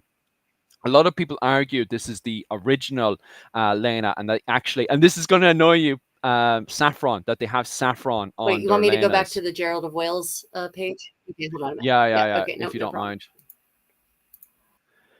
But this is the one that a lot of people, I don't know if they've started arguments with you, but they've started arguments about with myself. And you've had a counter argument for this one I for have. quite some time. So this is the 12th century. Right. And a lot of people are saying this is a saffron Leine and it's the original kilt. What's your interpretation on that They one? didn't have saffron in Ireland in the 12th century. So, Mm, saffron, everyone is not native to Europe, and it takes very specific conditions to grow saffron. And yes, there's saffron production starts in England in the 14th century. Um, uh, mm, God, what is the name of that place? It actually is like saffron in its name. Saffron, someplace with a W, not saffron Wessex, but something like that. Um, so saffron mm, comes from the Middle East. It comes from Persia, and the Arabs bring it. The Moors bring it with them to Spain when they conquer Spain, and they set up saffron production there. And then eventually, the production makes its way up north. But I have not found any evidence of saffron production in Ireland before the 14th century, and I found no evidence of saffron in Ireland being used as a dye stuff before the 14th century. People assume that because saffron is what becomes the popular color of choice, dye stuff of choice in the 16th century, is the same thing they've always been using for yellow, but that's just not true. So there's mm, plenty of not plenty, there are several native weeds in Ireland that will create a yellow. Broom is one of them, by mm, the way. So you don't need to have weld is another one. So you don't need, well, weld might not be native, but it grows there well enough. So you don't need to have saffron to make yellow, just because it's because saffron is luxury, right? Saffron is it's called the yellow gold, which is, I know that makes no mm, sense, or red gold. It's called red gold because it looks red. It's called red gold because it's almost as expensive as gold by weight in various periods of the Middle Ages. mm, And the amount of saffron you would need to dye an entire garment would not be minor, especially if you want it to be a deep yellow color. So the likelihood of people in this era having saffron to dye their clothing is very unlikely. It's much more likely that it's any mm, of the other numerous dye stuffs that produce yellow that were being used in the rest of Europe as well. But the other thing is, here's the problem with art. Art does not always depict reality, and the colors that artists can achieve with pigments are not the same colors that dyers can achieve on fabrics with dye stuffs. So mm, unless the text specifically mentions, see, this is where you need multiple prongs. You need your visual evidence, you need your documentary evidence, and you need your archaeological evidence. So, until we start finding fabrics that are yellow that can demonstrably, where chemically we can demonstrably prove that it's saffron that was used to dye it, I'm going to doubt that it was saffron in before the 15th century. mm, mm, As of the 15th century in Ireland, suddenly we start seeing an increasing preponderance of evidence for actual saffron dyeing. And the problem is that you sent me a text that's these texts, these medieval texts that have been translated. They get translated by modern people who misinterpret the original language and use the word saffron when they shouldn't yeah, be using the word saffron at all. yeah. Yeah, we because Saffron myself and Walden, no that one's was aware about this. I found, yeah, I found a what was it? What's the poem again? It was Dermot and something. Anyway, it was a poem from the 12th century, and the actual old French. It was just yeah, yellow, it was wasn't it, or yellow, something in the actual yellow. old French. And somebody online had what was it called? Translated it to saffron and kept saying saffron, saffron, saffron instead of yellow. And I was just like, "Oh, that's exciting!" And I was excited for it. And I sent it over to Rachel. And Rachel's brain is like, "What the hell?" Because she's going through the whole internet and she cannot find because she what is it? Rachel doesn't trust translations from default, so she went straight to the old French poems, and Did. she, for the life of her, could not find it online. And so she's having a breakdown. I'm just like, where the hell is it? Like, and I couldn't even find the original text. I eventually it was like somewhere dumped in the background of what was it, the internet, and it was somebody's translation, and they just wanted Saffron to be in there. So it's definitely a warning for the rest of us to be, when it comes down to translations, try to keep to the original translation, Yeah. which is funny because a lot of people that tell me, "Oh, I found the translation to Saffron," these are the same people that will turn around and say, "I don't trust modern universities because they have, what was it, an agenda," and it's like, but you still trust the Right. translations? Like, don't. Yeah. So there's a good comment. First off, Saffron Walden, thank you. That was the word. Good question. How close to reality are literary sources? So literary sources are definitely Mm, questionable. Also, now there's a difference between documentary and literary, right? So literary mm, sources can suffer from exactly the same issues that visual art can suffer from, because what is the mm, choice of colors that the author is choosing to depict could be symbolic. It might have nothing to do with the reality of how people dressed or what they wore. So yeah, Jan, I agree with you 100%.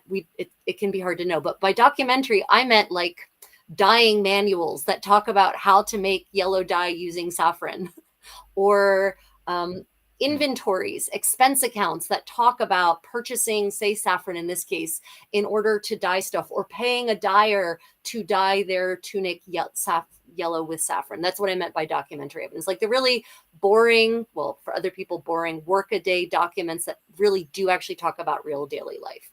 That's what I meant by documentary evidence. Yeah, no, literary sources can also be real sus, sadly. Yeah. mm, mm. But it's not all too bad. At least we have an idea, unless you correct, the Leine looks like in the 12th cynic. So at least we have that idea anyway. Yeah, I mean, this picture Unless you're by going to correct Gerald, me here. this picture by Gerald of Wales here in the left is possibly how Elena looked in the 12th century, maybe. I mean, again, unfortunately, we don't have a preponderance of visual evidence for Irish or Scottish clothing from this era.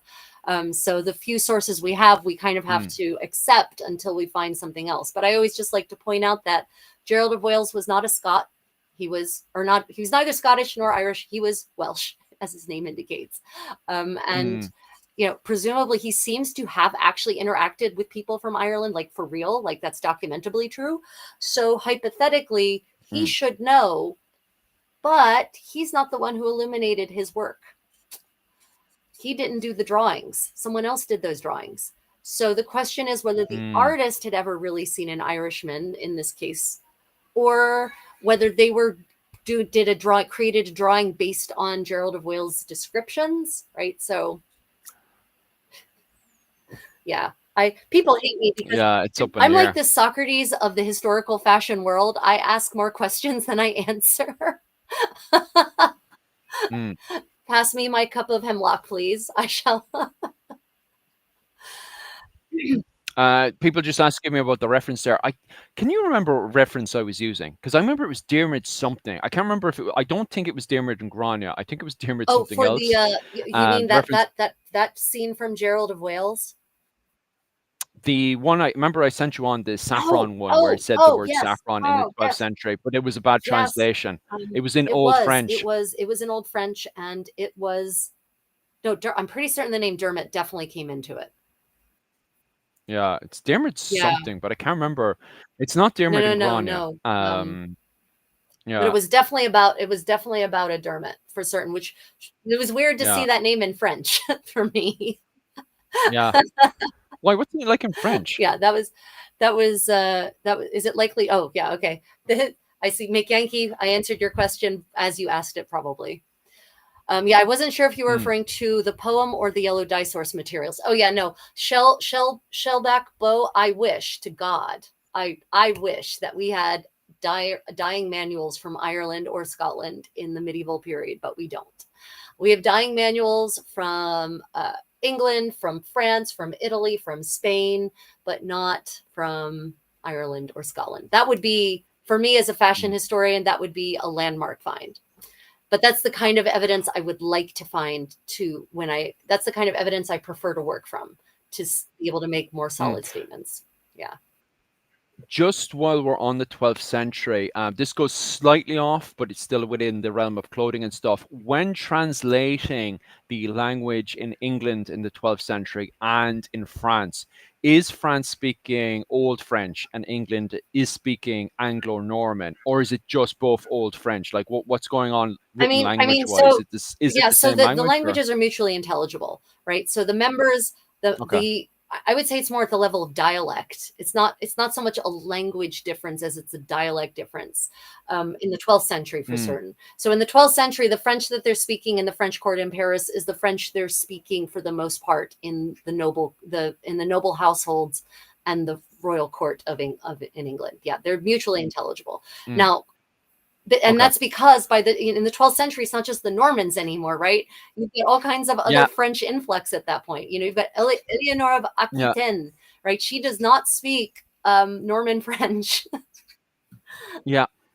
Because I was talking about this for the last 2 days because everybody's just going, wait, the Normans have been usurped by the un-Jews. Everybody's speaking the same, dialect of the un-Jews. So can the people from un-Jew talk to the people, the Anglo-Norman language in Normandy? And on top of that, Strongbow isn't even talking in Anglo-Norman. He's talking in Cambro-Norman style of Old French. So, like, how are these people Yeah, interacting? And important for us, what's the written language like when we're trying to get these translations out? Because it's quite clear to us that translations are wrong, especially if there's people are being biased and chucking in the word right. saffron. Yeah, so the from a language perspective, as far as I understand it, in the 12th century, most of those dialects that you just mentioned are mutually intelligible, which is to say Mm, that there might be a few like idiomatic expressions where one party is going to go, I don't know what you just meant, but they're going to understand the words, they're going to understand their pronunciation. Now, as you know, as the centuries wear on, especially in the English court, and they get further and further from the original French speaking roots, things start to change. But by the same token, in the English court, they keep getting this injection of fresh French blood. Right? yeah. So they keep getting a fresh French princess of some kind, who then brings with Mm, her whatever is the latest dialect of court French, and then her children are raised speaking that court French. So, yeah. it's sort of like there's language in the Middle Ages is so complicated because even in England, 14th century England, Mm, there's like at least 20 different dialects of English being spoken. Some of them not so mutually intelligible, by the way. And that's in the same country. That's not even talking about a colonizing language like which French is in the Middle Ages. So mm, how mutually intelligible they were spoken, mostly mutually intelligible. Written is probably more easy to be mutually intelligible because then you're not relying on strange pronunciation differences. And that's why any like the Middle French dictionary. There's an online Middle French dictionary for those of you who don't know but would like to know. And for any given mm, word, there's going to be probably at least three spellings. And that's not just because they were bad at orthography, which they were, by the way, or they were lazy about it. It's mm, also because that word was actually pronounced differently in a different part of France, for instance. So it mm. can be challenging. I don't have an easy answer for you, sorry. Yeah, and it highlights how complicated it is as well as the comment section is pointing out. We haven't even covered the influences of Middle English Yeah. at the time because, okay, so maybe you can correct me on this one, but you also have clergy members in England writing in Middle English, or are they now writing in Old French as well? Well, clergy members are mostly writing in Latin. So Oh, oh well, so that's so out the then window. then you have medieval Latin, which is also, by the way, a lingua franca in medieval Europe. So Mm, a lot of people still spoke Latin. It wasn't classic. It wasn't mm, Cicero's Latin. Cicero would think it was sad. Actually, he'd probably have lots of terse things to mhm. say about medieval Latin. But but a lot of educated people, all educated people spoke Latin, and they used it to communicate Mm, from court to court. So that was the lingua franca of the Middle Ages, was medieval Latin. And not obviously not, I'm not talking about, the commoners who are going on pilgrimage. So, the your Canterbury Tales people are not speaking Latin to each other. But at the mm, level of the aristocracy and the clergy, most of the educated ones could absolutely speak Latin. And that's generally often the language they used to communicate at foreign courts was medieval Latin. Mm.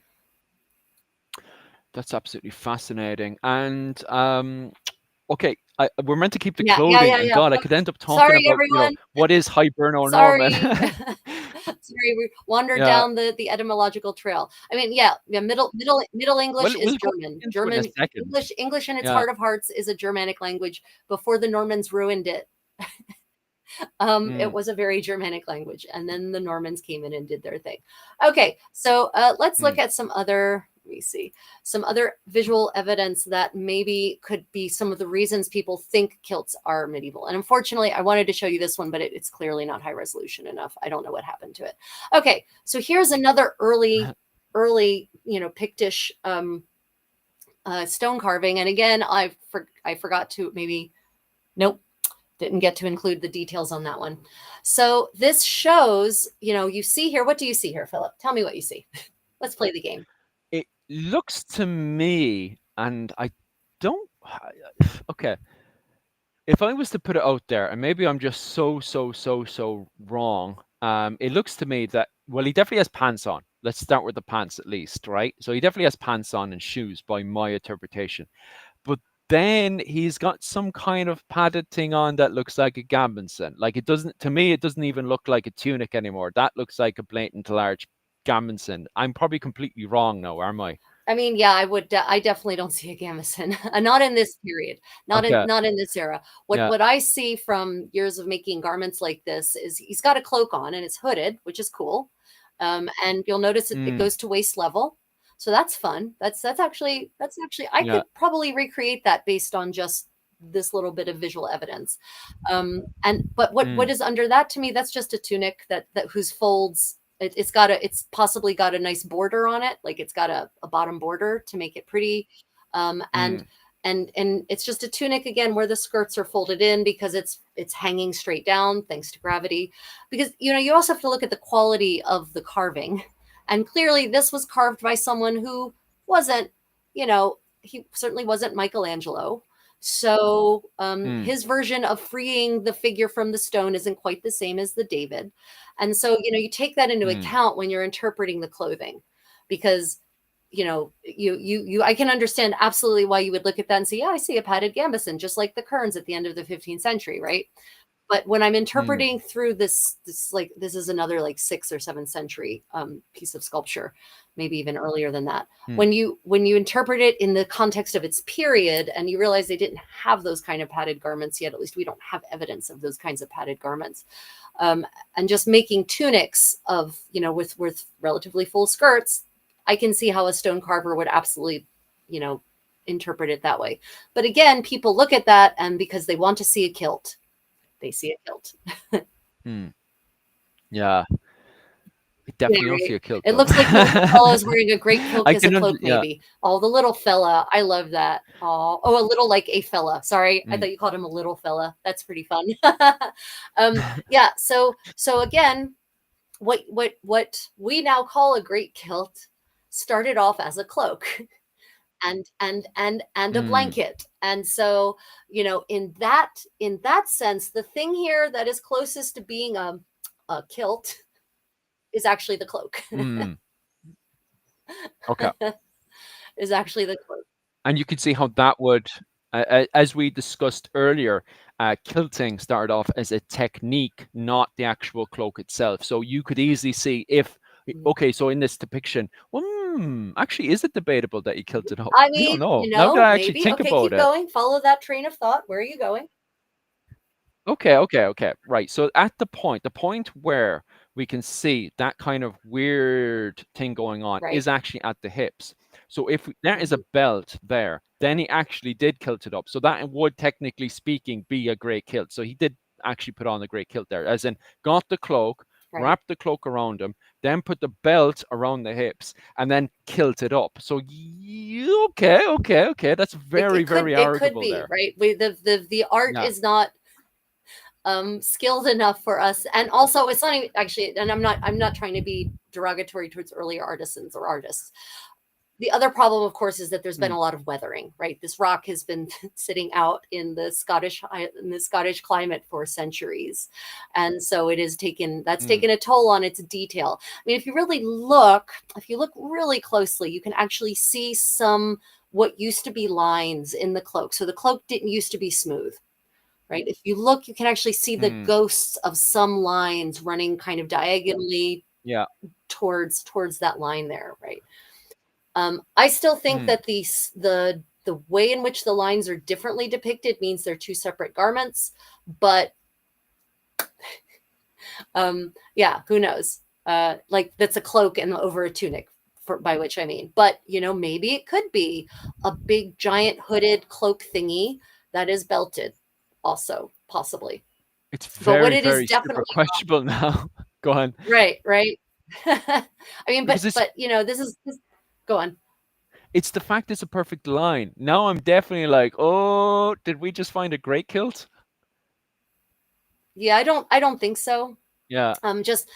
Just because I think my feeling is based on the way this artist chose to depict folds, for instance, I feel like the Mm, ghosts of the folds in the cloak would follow the same kind of lines and style as the folds depicted in the lower part. mm, That's why I feel that they're two different garments and that it's yeah. not a belted cloak. That's just, but it's just one little sculpture that's been weathered down over time. But but again, what the whole reason I included this was because it's art like this that makes people say, "Oh yeah, see, here we have it." And I Yeah. don't mean a great kilt; I mean a kilt, like Mm. doing the Highland fling, right? That kind of kilt.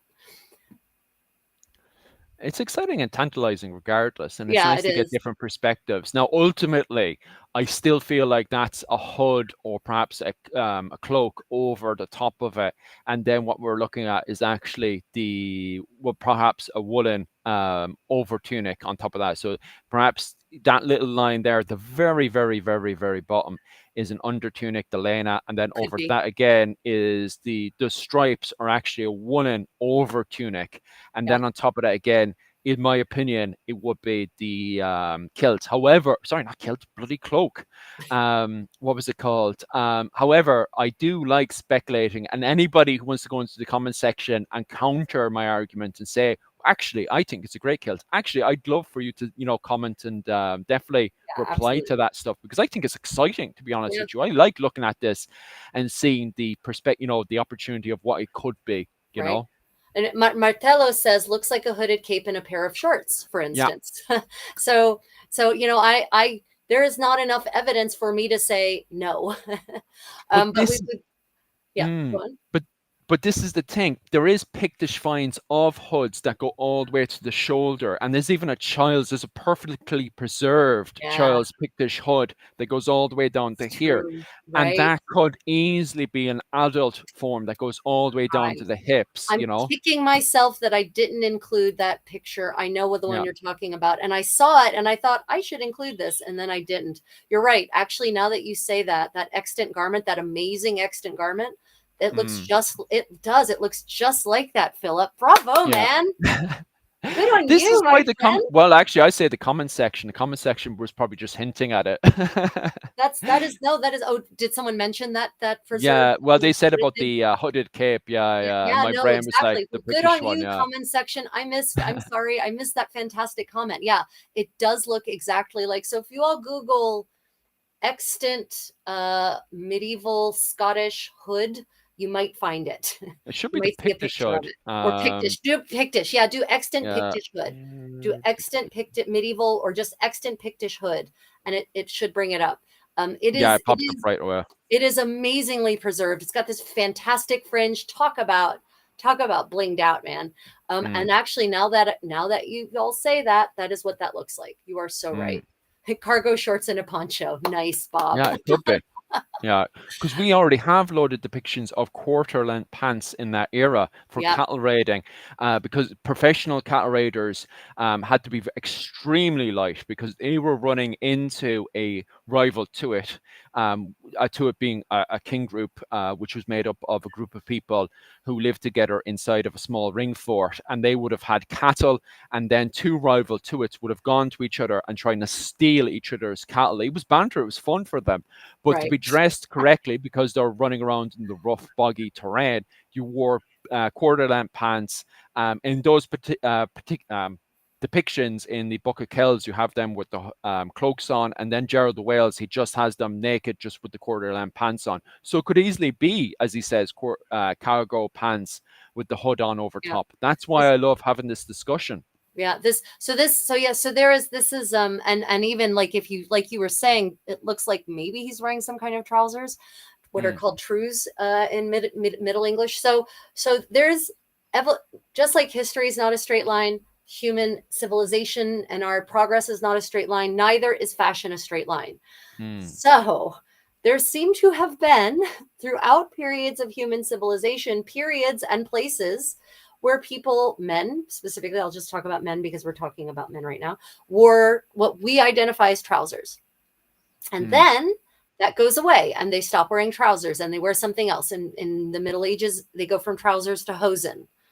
mm, And then they go back to trousers.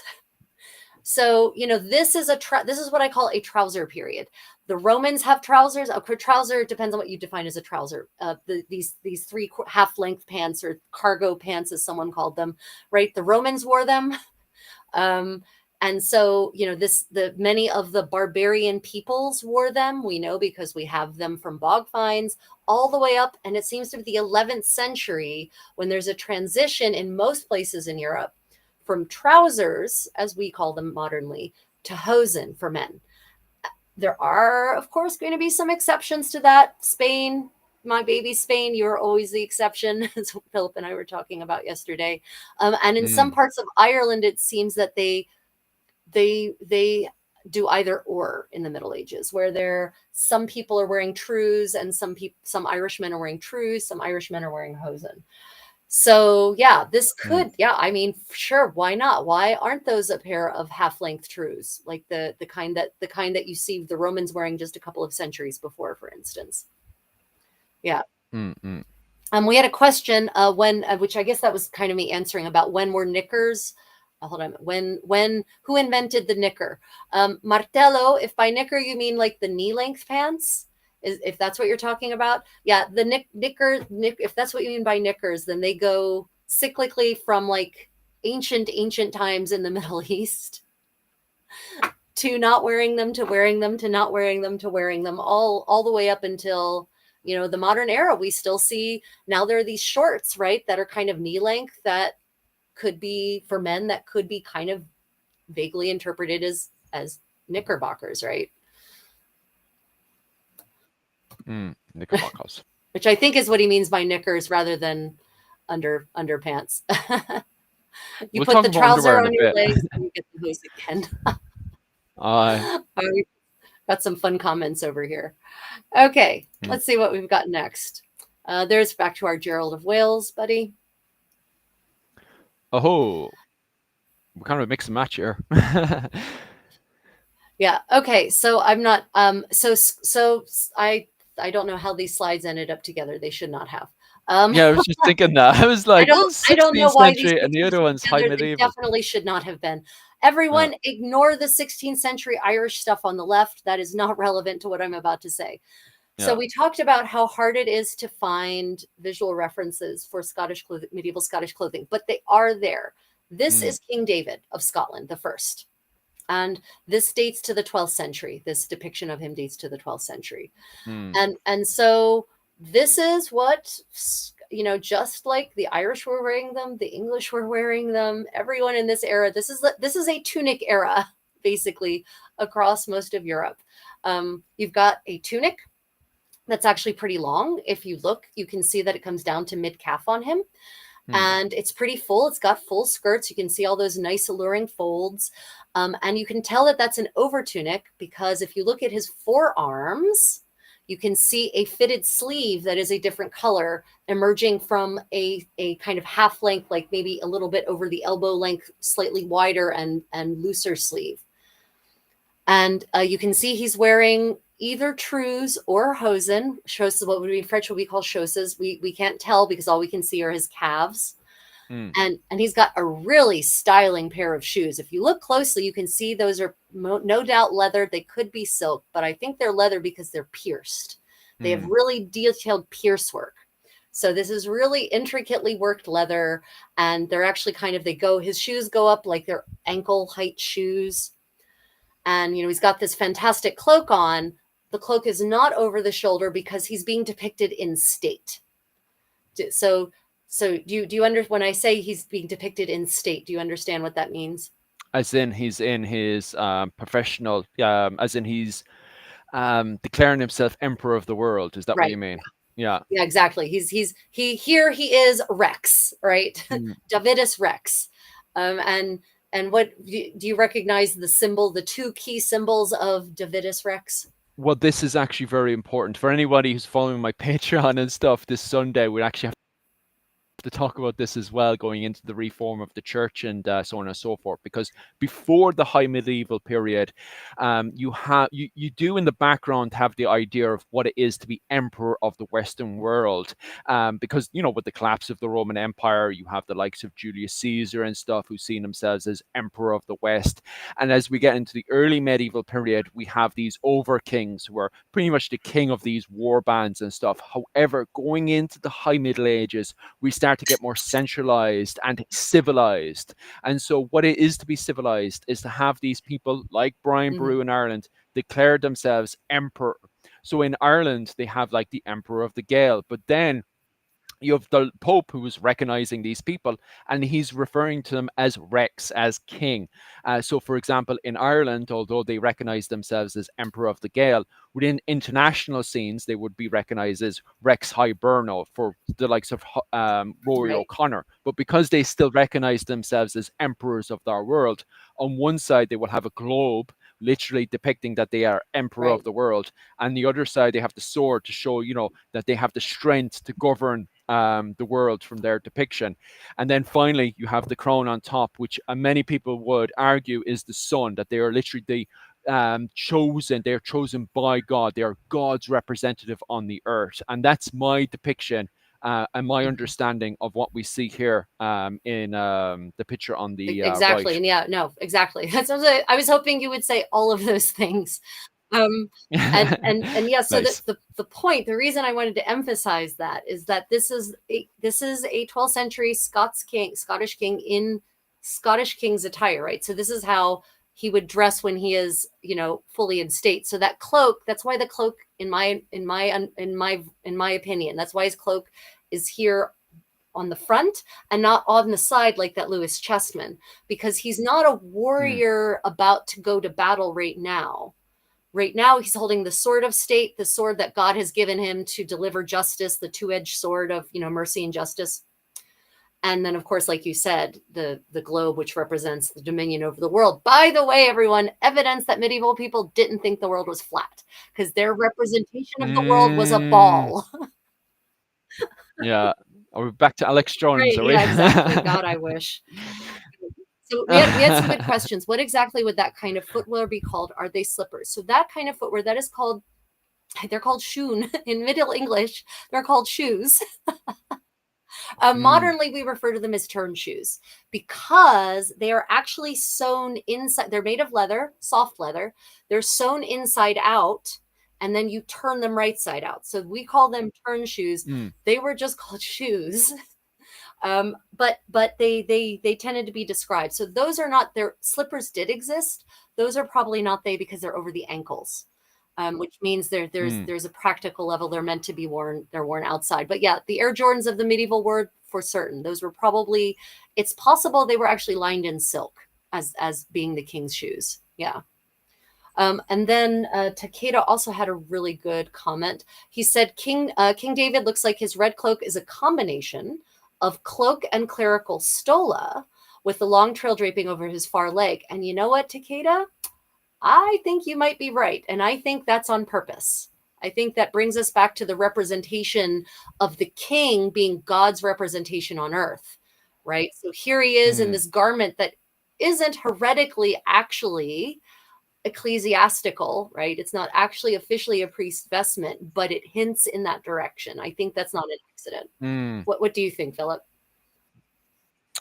Um, when it comes down to that level of clothing, to be honest with you, I'll fully agree with you. Like 100%, every single thing he's doing here is to purposely show himself as center of the world. But to be honest with you, I don't really know. I know enough to know if anybody even mentions, or he's trying to say that he is the center of the world, he's God's representative on earth, 100% most likely.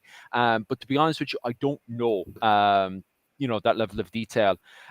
It's very, very interesting as well, because this is the period where these ideas, because it was the first off the Scottish that started to bring in centralization around the ninth Right. century with God, somebody's going to correct me. Kenneth, it was Kenneth that did it, but I can't remember his surname. That originally brought in the idea of centralization into Ireland. It was Mael Shocknall the first that started to bring in Ireland, started to try to bring in centralization into Ireland, but the Enail Confederation didn't want to have any, the tribes all brought together, the two all brought together, they wouldn't have any of it.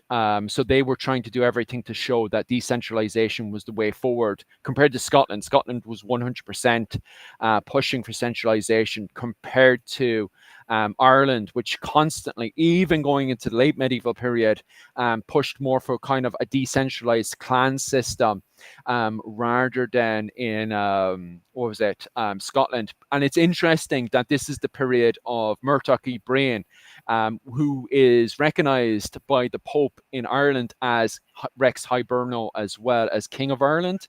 However, once again, it was all the lot in the north that wanted to keep Ireland tribal and full of decentralization. And the reason for it is money. They wanted to keep the money in their pocket. They didn't want to be paying tax to Murtagh Ibrahim. It always Yeah. goes back It's to money always and stuff. always follow the Um, money, baby.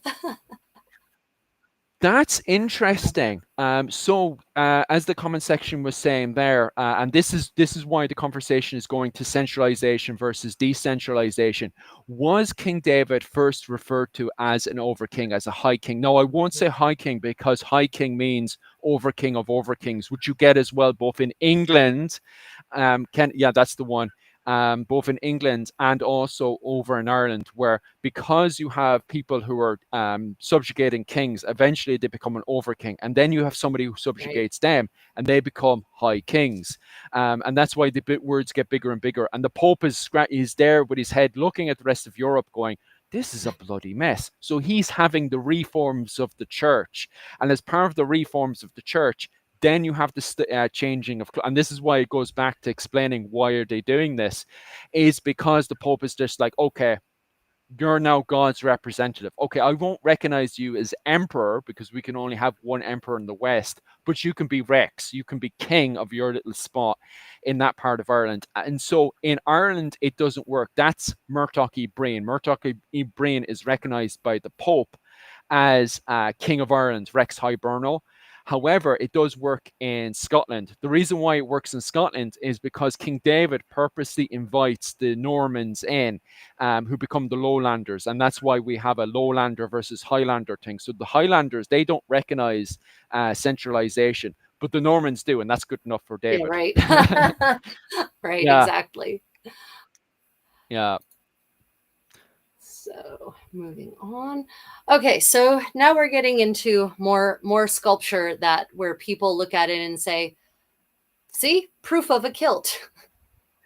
um, but Well, that's clearly a yeah, kilt. right, right. But again, I can see why, well, though, yeah, to be because honest. again, that what people expect a kilt is something with knife pleats, right? It's a full skirt with knife Mm, pleats. And again, I think, oh, I needed some for those of you who are joining, just joining. The word kilt is not a noun.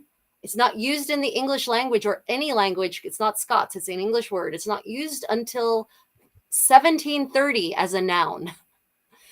It's not mm, documentable as being used as a noun until the 1730s. Before that, in Middle English, it meant to kilt up, to truss up, to take your skirts, especially women, actually, and pull them up through your belt so that you weren't dragging your skirts on the ground when you were doing dirty work. Right? So it's not just applied to getting a No, cloak, no, wrapping no. it around, and then Nope. kilting up. It's also applied to women as well. Okay. Kilting up was skirts, was women's skirts first. is all of the sources, Oh. and in fact, one of the sources I have, my cat has come and nestled on my my mobile device here. One of the sources I have talks about women. The earliest uses of the word kilt as an adjective in Scotland dates to the 16th century, the early 16th century. It's the Okay. earliest, but it's used as an adjective and a verb, not as a noun. So, for instance, a description of Venus. Actually, this is from a myth, a 12th or 16th century Scots myth. Venus, an active bow upon her shoulder bare, her skirt kilted till her bare knee. Ah. Right. So it's description of the goddess Venus. So again, Mm. not how real people dressed, but they're using, this is a demonstration of how the word kilt, the Middle English word, is used in 16th century Scots, right? Kilted, her skirt kilted till her bare knee, meaning that her skirts have been kilted to the point that her knee is bare, right? Mm. And yeah, Okay. and then in 1540, kilt up your classes abone your waist, right? So take your Mm. garment and kilt it up about your waist so that it's not dragging on the ground. And then oh, there was a good one. Oh, I somehow didn't copy that one, I guess. But and all of these references that are for a woman, it's all women kilting in the 16th Because century. It's all references to women kilting their skirts in Scotland. I was just thinking, the moment you said women, straight away the image I had is back to Gerald of Wales again and his women. The women in those depictions, their clothing is very, very baggy. It's very Yeah. baggy dresses. And in that, you can see the belt. Gerald of Wales actually shows the belt in his depictions. If you type in Gerald of Wales women, you can see a woman who's kissing a goat. And that's because Gerald of Wales has a thing for Irish women and animals. He's got a bestiality thing going on. Don't ask Yeah, questions. seriously. But regardless, yeah. But regardless, you can actually see the belt, and you can actually see, as you're saying there, kilting up. Yep, Well, I'm assuming that is that's what you exactly what I mean mean. by that, Precisely.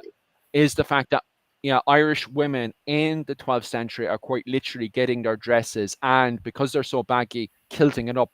My Right? mind is blown. Yeah, exactly. So women Yeah. have been kilting their skirts had been kilting their skirts already for centuries by the time the word Mm. kilt finally makes its way into Scotland. The word kilt.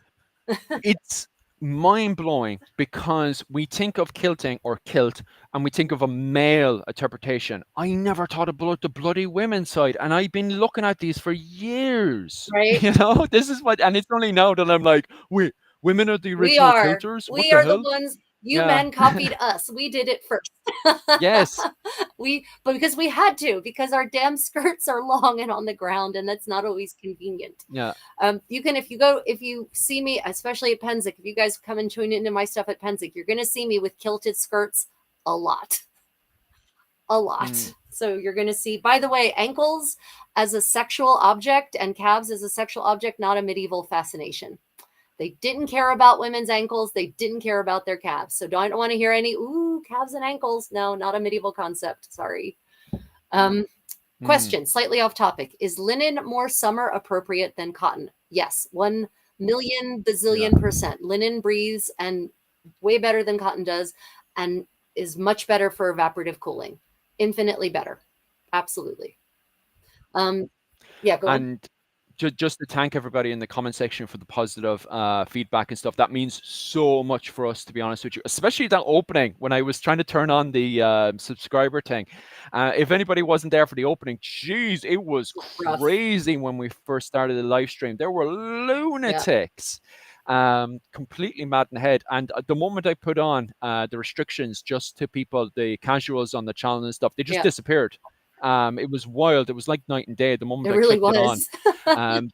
Yeah, so I we appreciate all the good feedback on the channel, guys. It does mean so much to myself We and do. Rachel. Um, yeah, but back to women and Yeah. kilting. Jesus, that's fascinating. Yeah. Like, Question is so kilting is similar to girding. Um, yes, although girding just yeah, yeah, girding technically means to wrap something around your waist. That's girding. So to mm, gird your loins literally means to wrap something around your loins. To gird your belt, that's why girdle gertel, it's to wrap something around your hips, right? To wrap your belt around your hips. So kilting is literally the mm. folding up, girding would be the wrapping around. So it's kind of like girding is the action in this direction, kilting is the action in this direction, I guess. Yeah. There was a female burial discovered recently in either Denmark or Sweden, and her clothes were made of a fabric that has been interwoven with strands of silver, lots of silver. Oh yeah, cloth shot with silver, very popular in the Middle Ages as a very luxury item. Cloth of silver or cloth shot with silver. Yeah, do you know was that where to when was that Like, dated, Rick? Do you know? yeah, because I was just about to ask that because that seems quite Yeah. interesting. I'd love to know what the name of that burial find is. Especially, you see, the problem is, right, with this sweet. I'm somewhat on top of the archaeology done in Ireland, although there's still a lot of stuff that's going underneath my feet and stuff. But when it comes down to Denmark and Sweden, it's like 5 years later that people are talking about this specific find, and I was like, "What? They found Yeah. what? I never knew that." So when guys are referencing this, try to have the name of the burial and stuff for me so I can go and find it because nobody tells me about this stuff, and I'm just like, Well, "What?" and sometimes this kind of news doesn't get beyond, like in this case, Denmark or Sweden, Danish or Swedish speaking sources, because yeah, And it's really important yeah, finds as right. well. It's like, Like, oh, burial of yeah, a woman with fabric shot with silver. That'd be nice to read about. Yeah. But by the way, for mm, everyone who doesn't isn't familiar with medievalist.net, I do recommend you check it out. They are very good at getting a wide array of medieval news out there, including things like that. And they've got a great podcast series too, covering a huge variety of topics with a variety of very international experts. Philip, also, you're also a medievalist.net person, aren't you? yeah. Although I've been listening more to Gone Medieval, Gone Medieval, it's like BBC without a Right. agenda. Like they're brilliant. They're absolutely amazing. They used to be a lot of the people that work for Gone Medieval used to work for the BBC, except for there were too much agendas going on with the BBC. Like the BBC themselves turn around, their workers turn around and say, "Oh, I don't like." While they're still working for the BBC, turn around and say, "I do not like working for the BBC because there's too many agendas here." Like it says Yeah. it all. So Gone Medieval kind of a lot of the staff kind of left the BBC because of all the agendas, and now they stick specifically to medieval history. And then there's an Irish branch of Gone Medieval called, which is done by Maynooth University, which is called, was it Medieval Irish Podcast, which you can get on Spotify. So if you're into Gone Medieval, there's an Irish version of that as well that's branched out, which is called Medieval Irish Podcast on Spotify, and they're also absolutely amazing. And they don't have an agenda as well, and they're funded by Maynooth University. Because the problem with a lot of these stuff straight away is if they're trying to say very biased stuff, which kind of ruins our fun. Yeah, it really does. So kilt, so there was a question about the origin of kilt. So kilt, so it's a medieval English word, that it's Middle English word that itself in turn comes from Swedish and Danish, kilta and kilta. In Swedish that meant to swaddle, but in Danish that meant to truss or tuck up. So that is Mm, the etymology as far as we can tell of the word kilt. that's Pleat, mind as blowing. far as And yeah. pleat, um, comes is to literally to fold. It's a fold. Mm. Yeah. Just going back over to Mick, when you say your Icelandic friend said Icelanders wore kilts, what do you mean by that? Do you mean what we're saying now about them kilting up? Also, on top of that, it's fascinating that we see the word coming over from Scandinavia because at the same time we have the word ridera coming over, which is Right. Irish knight. And we also, within the world itself, we have the word Gael Gael, which means foreign Irish, which eventually becomes in the 14th century Gallo-glass. which is the mercenaries that come into Ireland to go and fight the English in the what was it, the 13th century? Yeah, it's the 13th century, around 1260, when Brian O'Neill is revolting against the English around the County Down area.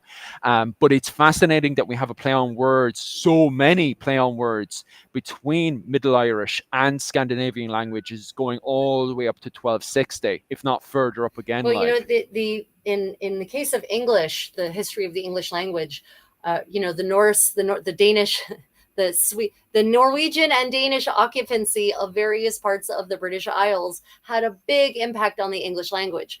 A lot of the common words we use now originated from that exposure. So window, for instance, is a Norwegian word, which is why it's got nothing to do with any of the continental words for window, because it comes from Norway. So yeah, there's those connections are there in English as well. So it's not just Irish that's getting, you know, having some pretty important words that we still use, you know, introduced. It's English as well, you know, and that's hence the word kilt is actually from Swedish or from Danish, from the, you know, the Danish occupying. Yeah. Let me see. They're reenactors. I would question what Mick says. because he is the one for Old Yeah, Horse there Old as Norse. I well. think he meant Old Just before Norse. that. Yeah, Oh, Old right, Norse. Old It's Horse. yeah, exactly. I Oh, I would let's like look to at know that. what evidence they have of if you okay, what do you mean by kilt? So if you Yeah, mean yeah. kilt like a skirt that's of pleated wool fabric, or what do they mean by kilt? If they mean a skirt made of pleated wool fabric and they're doing medieval reenactment, I really would want to see their evidence. Because I put the word straight in and it just has 19th Yeah. century clothing. So do you mean 19th century reenactment, or do you mean what was it called? 9th century reenactment? The golden era of Iceland, the 19th century. Yeah, No, I maybe. I don't know. I'm sorry. I apologize for my ignorance towards my Icelandic friends and stuff, especially in the comment section today. But I just don't know much about I mean, Icelandic history. But I love it, to be honest with you. I do like it, but I'm just very yeah, ignorant to it. I have touched upon Icelandic history and fashion, and I've not personally seen any evidence of such a thing. So I'd be interested in knowing what their Mm. yeah, their interpretation, why they think that's appropriate, because they're Norse, they're wearing tunics Mm. trews and whatnot, in the first millennium, and then in the second millennium they're being influenced by the same kinds of European fashions everyone else is, so they're wearing, you know, kirtles and coats and that kind of thing. Because I do loads of when it comes out. If it's 9th century, I'm really not sure about that. Because I do a lot of reenact when I was back in Ireland back in 2018, 2017 to 2018. I was doing loads of reenactment with Icelanders, and I never actually went to. I should have. I was invited over to Iceland to do reenactment over there, and I've never seen them wear any form of kilt or even kilt Yeah. their clothing for 9th century reenactments and stuff, which is very important because their clothing and our clothing, because of the likes of Nál Saga, what was it? We have the Orkney Saga and Nál Saga. It indicates a Hiberno-Scandinavian Mm. influence. So the influences in Iceland can be seen in Ireland in the 9th century as well. So their clothing has a huge impact on both of them. But I'm not sure if you're talking about 19th century or 9th century, because I typed in the word and all I get is 19th century, people dressing up in 19th century clothing and stuff. So are you talking about 19th century reenactment, or are you talking about 9th century Yeah, reenactment? all of my I have multiple Scandinavian friends who do Icelandic reenactment, and they're definitely not wearing kilts. So I would be Yeah. Well, not for 9th yeah, century yeah, I would reenactment not, yeah, anyway. not for any of the medieval periods they cover. So I would, but you know, you can't prove a negative. So as always, I say I'd be interested in the evidence for what they're doing. Yeah.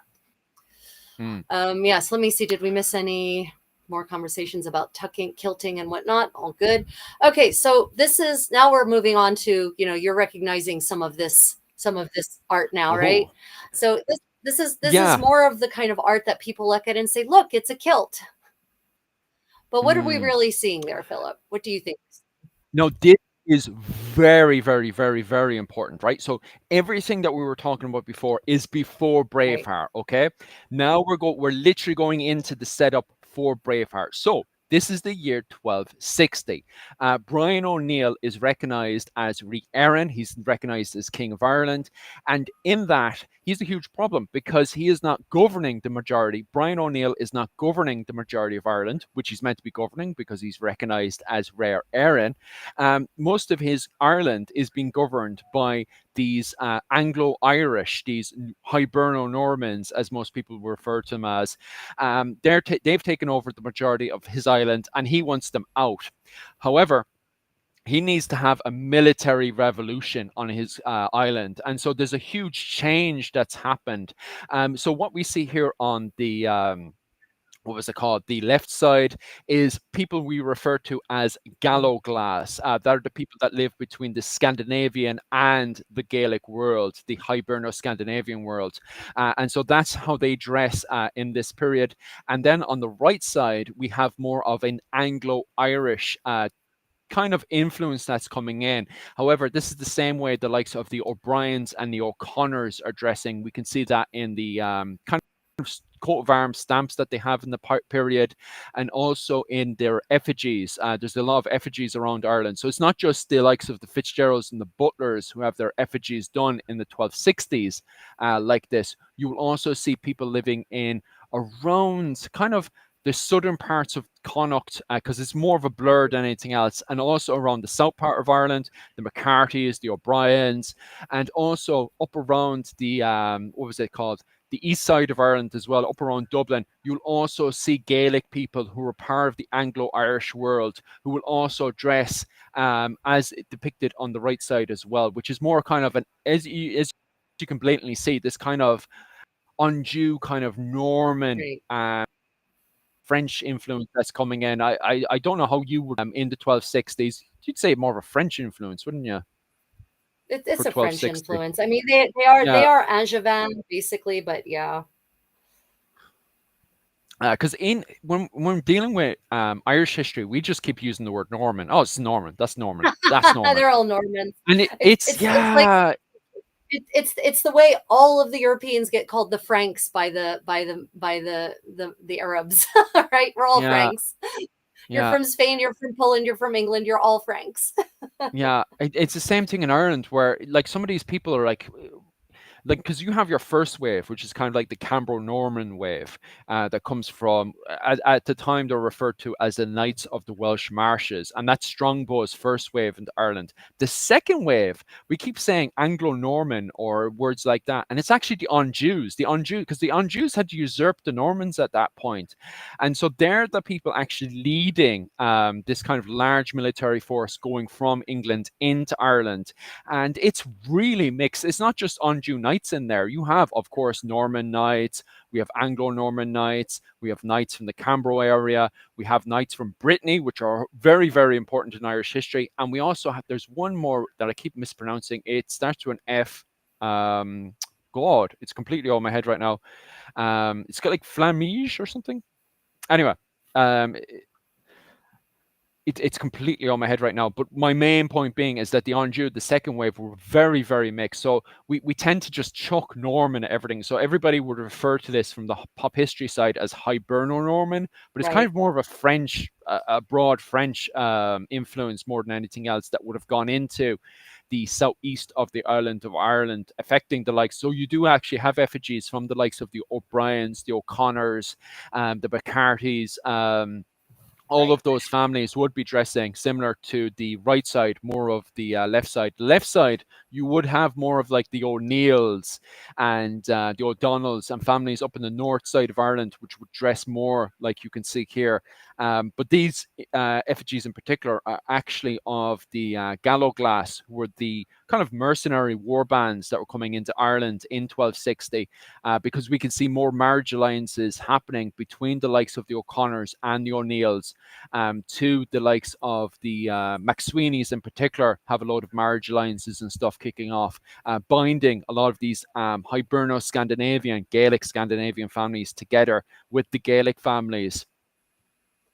Right. So the Takeda says that looks like a quilted accaton or gambison under armor to me, not a kilt. Yeah. Yes. Correct Well, answer, Takeda. Ding ding ding ding ding. That is definitely not a kilt. Those are gambisons. That's protective Mm, padded armor, padded soft armor, basically.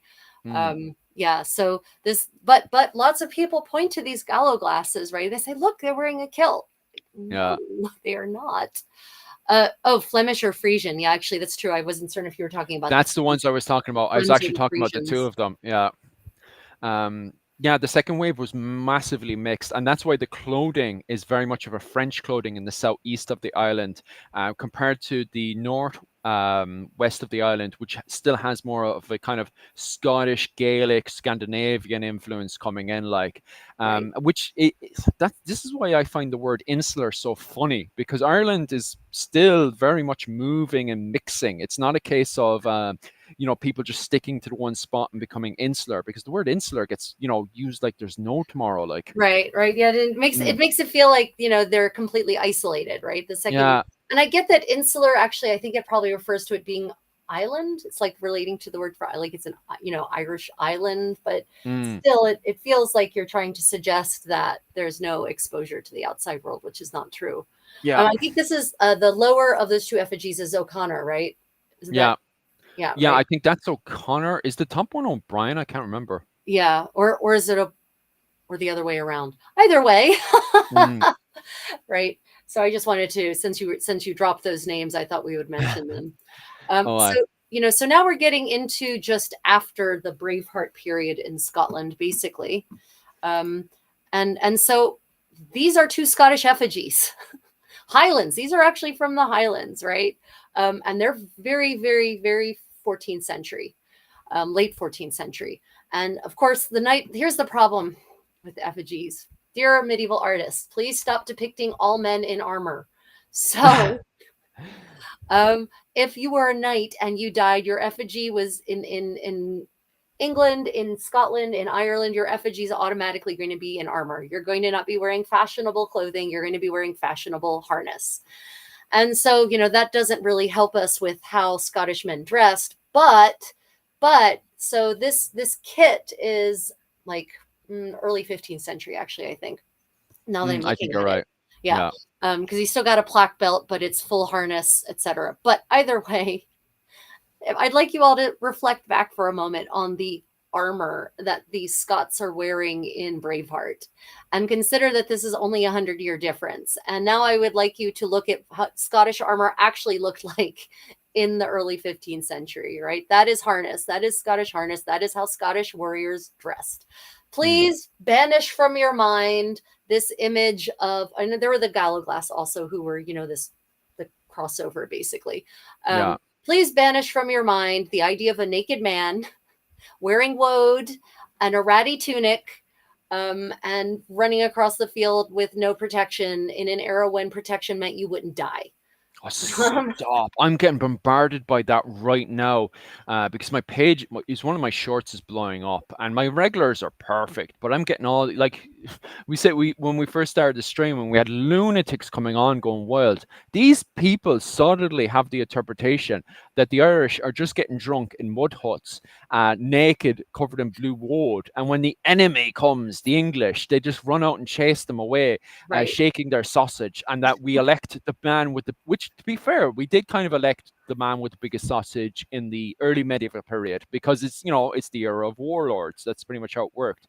But now, as we go into the reform of the church and we go into the high Middle Ages, the late medieval period, the Renaissance, it's now more of a bloodline. It's right, you're the most educated, you're the smartest, because of your bloodline, not because you actually are. It's because of your bloodline, of course. You're right. civilized because of who your parents were. I mean, that's how it works now. So, Yeah. um, Well, who um, has the biggest money, right? right. How higher on the ladder were you born? Anyway, so yeah, so we're getting, so this is people were some people are asking me. I know we're talking about the kilt, but some of you are asking about, well, what did Scottish women wear? There is a Scottish noblewoman for you right there, and she's Mm, wearing a mantle that's open in the front, and it goes to the ground, and she's wearing a kirtle. She's wearing a coat, basically a fitted gown with very full skirts. You can see all those beautiful folds. Not a kilt. All those beautiful folds going to the ground. And even though it's very weathered, she's got a pretty elaborate headdress situation going on. So Also, please banish from your mind the idea of, this, and this, I'm pretty certain this is from somewhere in the Highlands, if I recall correctly. Mm, Please banish from your mind the idea of a Scotswoman wandering around barefoot, with a raggedy skirt and a laced up bodice and whatever. That's not medieval. And this is how medieval Scotswomen dressed. mm. Yeah, please move away from that theory. The 5th century BC is not the 10th century AD. Yeah, Yeah, that's a fact right. because that's where, like, I always get that reference thrown at me is like, oh, but in 300 BC in northern Italy, there's a bunch of naked Celts that run into a peasant line to undermine it. And I'm like, yeah, that's the tactic for 300 BC. And the purpose of it was to get naked so they could scare the peasants off and then they could flank around. And Right. people see that one quote and they just go to town. Well, then everybody who is under Celtic culture must be all naked. Okay. Forever. Never Okay. changed. Yeah. Yeah. No Yeah. big Yeah. clothing, just naked and blue paint. Yeah. World War One, everyone talks about the Highlanders who ran out against, at Gallipoli in nothing but blue paint against machine guns. And the blue paint part is a different reference again. That's to the Pictish. Oh God, is that not the 1st century AD when the Romans are Yeah, advancing up into Julius Pictland? Caesar. Yeah, Julius Caesar talks about them, right? yeah, He talks about when there's debate, of course, about whether he's talking about tattoos or paint. Like yeah. you can't actually really tell from his description. It's not clear. It could And it be only either pops up or. once. And by the time you get up to the 4th century AD in the effigies, it's completely gone. So there is no depictions of tattoos and what was it? Tattoos and paint when you get up to the 4th century AD. So it's completely gone, you know? Right. And Yeah. so it's literally there just for a very small window. And then guess what? Fashion moves on. Yeah. It's just you move Yeah. on, we evolve. Even in backwater Ireland and Scotland, quotes, heavy quotes, everyone, Mm, things fashion moves on. So these are more sculptures of knights of Scott. These are all Scottish sculptures, and I know the one on the right especially looks like a Gallo-glass, right? yeah, I was just thinking that. Yeah. Yeah. But these are all Scottish knights, and yeah, the I'm pretty certain the one on the right is probably a Gallo-glass. At least Mm. he's from that part of Scotland. It's the same families though, because if you look at who's depicting, it's always the MacDonalds, the McSweeneys, the MacLeods, and MacDonalds, McSweeneys, MacLeods in particular were active sending mercenaries to both Scotland and Ireland. So it probably is the exact same group getting depicted in Scotland as it is in Ireland. All right, that makes sense. Yeah. So again, you're going to notice the lack of a kilt. But what you can see here in the sculpture on the right, whereas before we had the coat, the male coat over top of the male hauberk, probably over top of the accaton, the gambison. Here he's just wearing, it seems to be anyway, he's not wearing mail over top of his gambison. He's got his gambison and that's basically it. I think there might be Mm. some elbow cups. It's a little weathered. That's the unfortunate thing of how medieval Scottish sculpture is, because of the iconoclasm, where they literally just destroyed anything that was vaguely associated with Catholicism. These things end up getting really, really weathered because they're just exposed out Mm. in the elements. But again, some people have looked at this and said, "Oh, look, it's a kilt." No, Mm. it's this padded gambison, and you can see the Yeah. lines. If you really look, you can see the lines going all the way up to basically where his aventail starts. Or Yeah. I'm assuming that's an aventail anyway. I've Yeah, it always is. It assumed, is. Yeah. yeah, okay. I've always Yeah, assumed it that's was fine. an aventail, but now I now I question myself. No, it's an Um, avatar. It definitely is. yeah, okay, great. Yeah, so again, no kilts, still no kilts. But again, this is art that people look at and they see kilts. And Hmm. we're getting late 15th century, again, Scottish knights dressed. And I think this is not just knights. This is like the Duke of, or the Earl of Arundel. No, that's not in I don't Scotland, know. is it? No, it's there's this might be a Douglas actually. There are we're talking very high ranking Scottish noblemen of the 15th Mm. century. Still no kilts. And I don't know why that's out of order. I have no idea what happened to my slides. Here is another late 15th century Scottish noblemen, and I had all these were labeled. I don't know what happened to my slides. Um, Late 15th century Scottish, and he's got this fantastic cloak on, and he's got Mm. a really nifty hat, and he's got mourners. Actually, if you look at this picture up close, in the under his body, you can see mourners, and they're actually dressed in clothing that is maybe more workaday than his clothing would be, because he's the earl of something or other. Ah. Yeah. So, but again, and I hoped I had included a more up close thing. I didn't. I failed. I'm sorry, guys. Something happened to my slide deck. I don't know what happened to it. Um, yeah. So here we've got, and I forget why we included. Oh, because we're talking about the plaid. So let's talk about. Let's swing back to the topic of plaid, and that's because here we've got an Irish king in a brat. Oh, Art McMorrow Cabinet. Yeah, exactly. It's art. And he is, he's riding out to meet the English here. Mm. And so this is where there starts to be some confusion, because the word plaid, and we mentioned this earlier on, and if you all didn't see the beginning, the first part of our our podcast, whatever you want to call this thing, our live show, I recommend going back and watching the first whatever you missed, because there's lots of really good fundamental information there. Mm. But Mm. do you remember what I said about the plaid, Philip? What a plaid actually was originally? Oh, are we talking about the original word for kilt when we get the cloak? Well, I was about to say cloak and wrap it around, but you were saying women were kilting before men were, which is where Yeah, they get their dress. Which the example I was looking at was if you type in Gerald of Wales women, you can see an Irish woman who's got very baggy clothing, and then you can see the belt, and she is kilting it as in pulling up around the belt, and then having the excess lift downwards, and that's kilting. yeah, And that was originally done by women. And then as we go into our understanding right now, once we get into the 15th century and we start to see larger cloaks in yeah, Ireland and Scotland, we have them wrapping it around and then wrapping it around the hips again, and then kilting it up, pulling it up and around the belt. yeah. So that's our understanding of the kilt so far. And the word plaid is actually the word for the garment that the men were wearing, Mm. and the women too. But it's so plaid starts off as a blanket in Mm. original, and it's a Scots word, by the way. Again, not a Gaelic word. And there is, as far as I could tell, there doesn't seem to be a medieval Gaelic word for what we modernly call a kilt. Mm. It's not in the lexicon, and it doesn't enter the Gaelic lexicon until the end of the 17th century. Mm. So, or yeah, the end of the 17th century, right? And then it's the great kilt, which is this belted cloak thing that is a Mm. Mm. plaid. So plaid was originally a blanket in medieval Scots.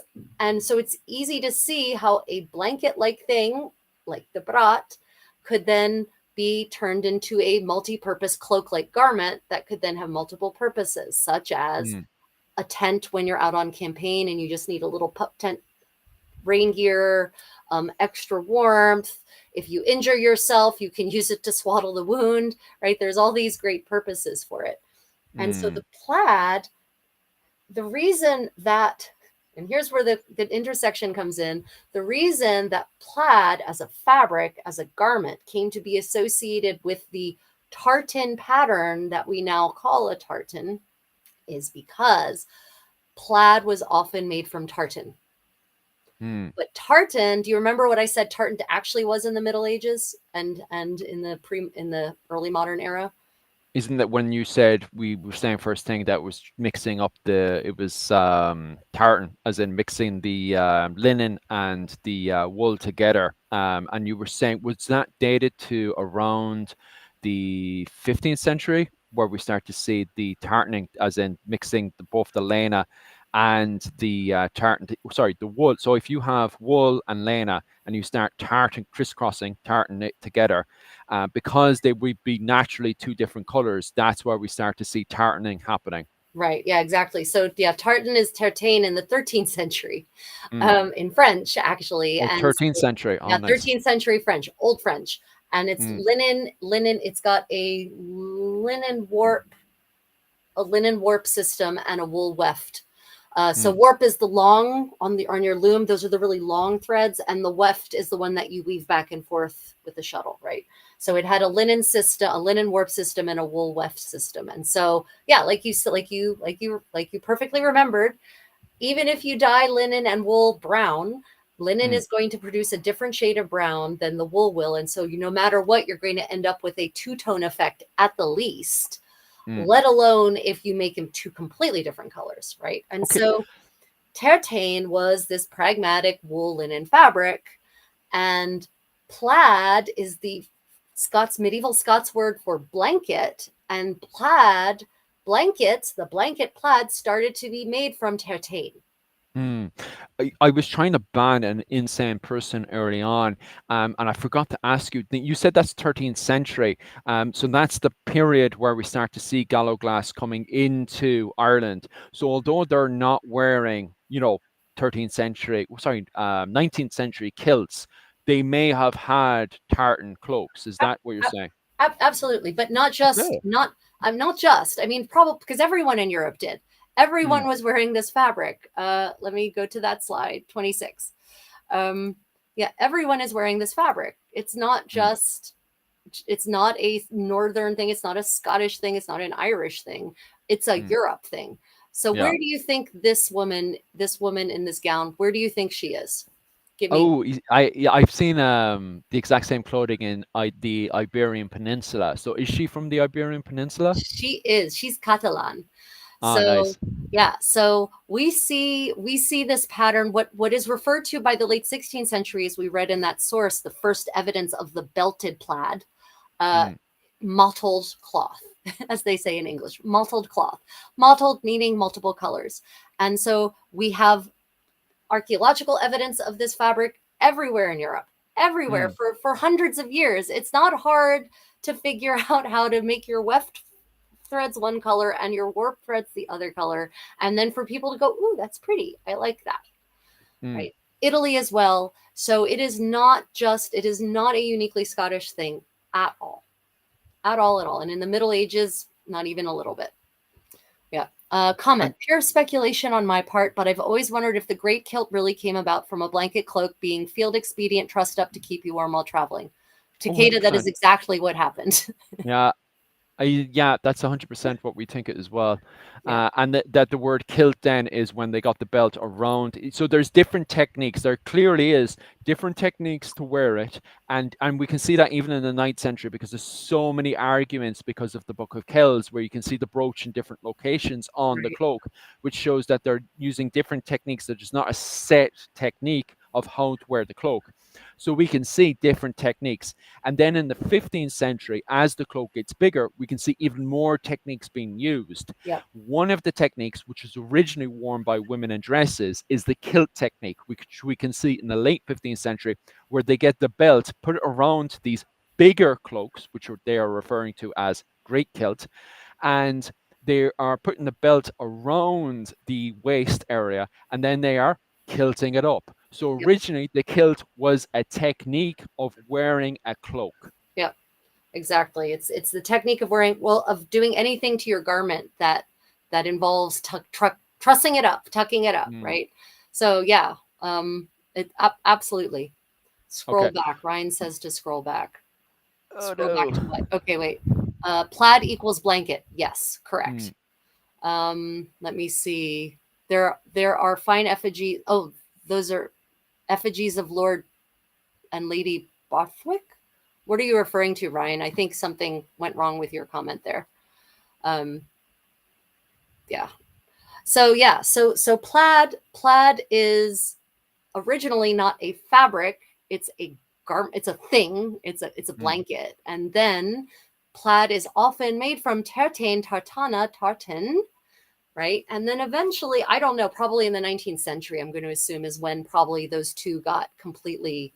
Oh, No, it seems to me I don't specialize in the 19th century, no, so neither we do get I. it would be great to get somebody if we can get in contact with what's that? I think it's Kilts USA or something. They have a huge website on YouTube right now. We definitely at some stage have to get in contact with them and see if we can get them on board to explain what exactly happened in the 19th century. That because even early on, remember I looked up directly what is tunic in modern Irish, and the word Leine is missing. I can't find the direct word for Leine in modern Irish, but in Right. Old Irish and Middle Irish, Leine means tunic. You Yeah. know, there's no mix up there. Yeah. But somehow the word, it seems to us, saffron, Leine, great kilt, what are we? Plaid, tartan. They all seem to in the 19th century. Hey, look, we're just going to mash this together because they That's sound right. like traditional words. Bang, you It's know. all going to be one and the same now. We're going to Yeah, simplify the it's a mini terminology, skirt, and that's that. right? Okay, there you go. And that's it. Yeah. So yeah, so Yeah. tartan is also not a Scottish thing. And by the way, everyone, I hate to, Philip, do you remember when it was that tartans were officially assigned to the clans? Oh, but that's an interesting because somebody else, yeah. If Ryan's actually talking, I don't think Ryan's talking about this one. At the very start, somebody actually wanted to talk about, what was it, the belts for the because we do actually. It's interesting as well that tartan does pop up around the 13th century, because at the same time as the Gallo-glass are coming back in the 13th century, what becomes popular between the various clans, which is we're talking about the MacDonalds, the McSweeneys, the MacLeods, and then other Gallo-glass clans, is they didn't want to butcher themselves on the battlefield.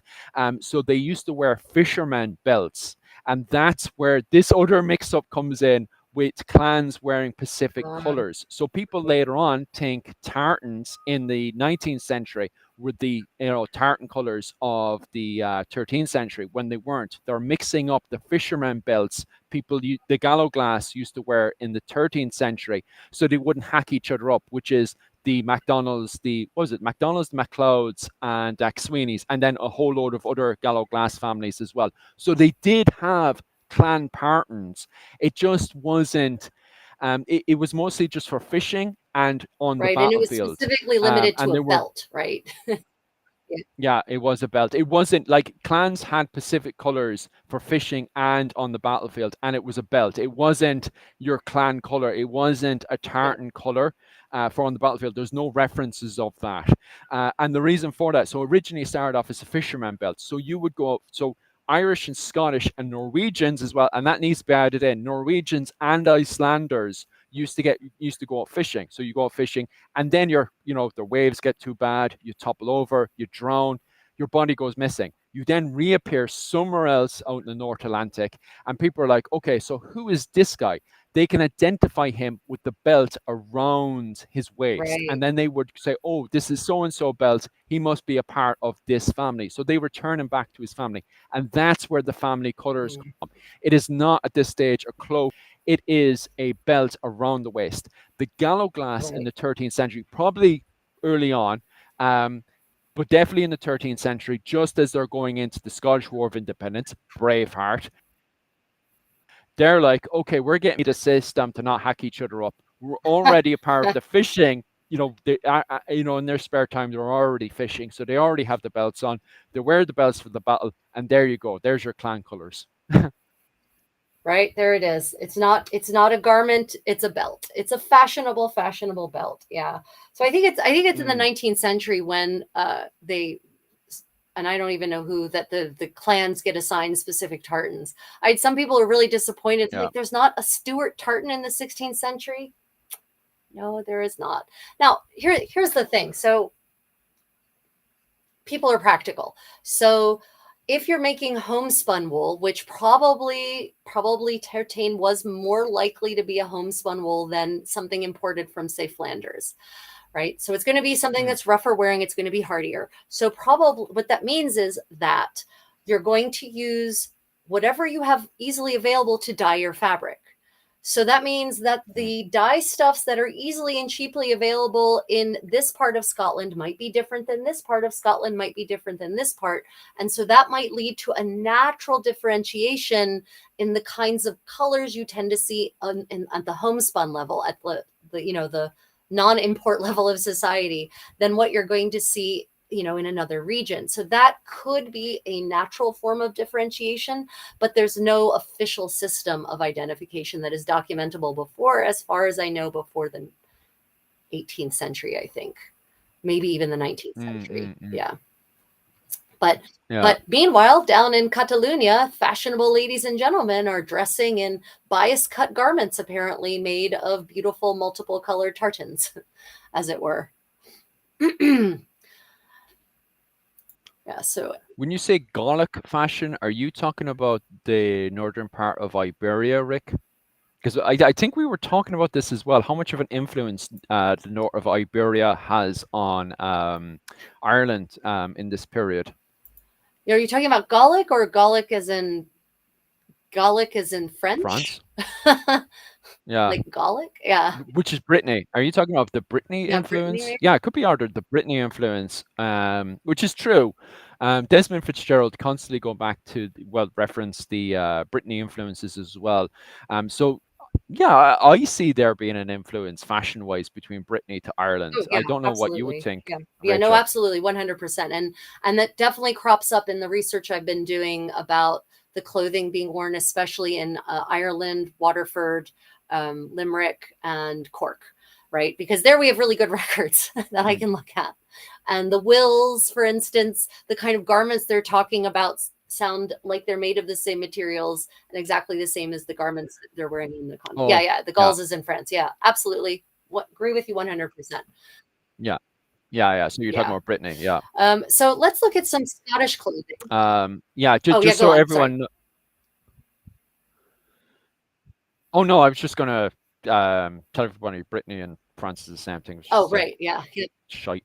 Yeah, Scotland and the north of France. Right. So let's look at some more depictions of actual Scottish clothing from the Middle Ages. So in the 15th century, we were very fortunate in Scottish fashion history to have the Scotichronicon, which is a chronicle of Scottish history written by a Scotsman, calligraphed and illuminated and illustrated by Scotsmen in the period in which the Scotichronicon was written. So what we are looking at is most likely actual 15th century Scottish clothing instead of, what people thought people were wearing, or what French people thought the Scots were wearing. This is what Scots people thought the Scots were wearing, making it much more likely to be actually Scottish. Okay. On the left there, do you recognize who that is on the left? The king who's kneeling there? Which king is that one? If it's the 15th century, it's got to be some of the Stuarts. Is it one of the James Stuarts? Because there's a lot of James in That's there. James III. Can't go wrong if say James. That's Oh, James the Third. James Oh, you III. see, no, I wouldn't have gotten that because I was going to say like James the Fifth. Yeah. that is James the Third. Roger. that is James III and his son kneeling there behind St. Andrew. I'm assuming that is based on the St. Andrew's cross. Yeah, so this is how a Scottish king would have dressed in the 15th century. Now, granted, he is once again in state, right? He is in robes of state. He's got the super fancy cloak with the ermine mantle, right? So this is definitely not how your average everyday Scots, or anyone for that matter, would have dressed. But I just thought it might be interesting for those who haven't seen what medieval Scottish kings looked like. This is a portrait by Hugo van der Goes, so one of the best portrait painters of the 15th century, which also shows us how interconnected Scotland actually was, because Hugo van der Goes is a Flemish painter, and he hauled his ass all the way to Scotland to paint this altarpiece. So, yeah, not just, not like Scotland is just hanging up there all by itself, not connected to the continent. It's very connected to the continent. No, they're savages half naked. Did you not hear Mel Gibson? Right. with paint made of weeds. As he goes back to blame the bankers Right. again. So it was all the bankers' fault. Seriously. So the gentleman on the left there is an actual sailor. So this is actually a depiction of a Scottish sailor from the Scotichronicon. And I actually had some people asking me about sailors' clothing. So I thought they would be interested to see. This is a 15th century Scottish sailor. And he's wearing hosen, joined hosen, and he's wearing a doublet. The hosen are pointed into the doublet. You can, if you look really closely, you can actually see little squiggly black lines around his hips that are the points connecting the hosen to the doublet. And his doublet is designed in such a way that he has full range of motion because he's able to he's hoisting the mainsail, actually. So, right, so he can actually hoist that mainsail. And it's interesting that he's depicted in white. White is a cheap color because you don't have to waste dye stuff on it. So that Mm. could be intentional. Like that, the artist could have actually known, oh yeah, Scots sailors, they wear white clothes because then they're not wasting money on expensive dye stuffs. Or it could be artist fancy. But I'm pretty certain that what we are seeing is a sailor working. And this actually allows us to see what the base layers would have been in Scotland in the 15th century. And it would have been what everyone else is wearing in Europe, which is the doublet and the hosen. Mm. So he's not wearing a No, kilt, is there's no basically what kilt. you're saying. Yeah, Okay. there's no kilt. No kilt. This is, as I said at the beginning, logically you can't actually prove a negative. You can only provide evidence for or against, and you're more likely for. So these more images from the Scotochronicon, and we've got different people at different levels of life. But again, they're looking pretty snazzy and not a kilt.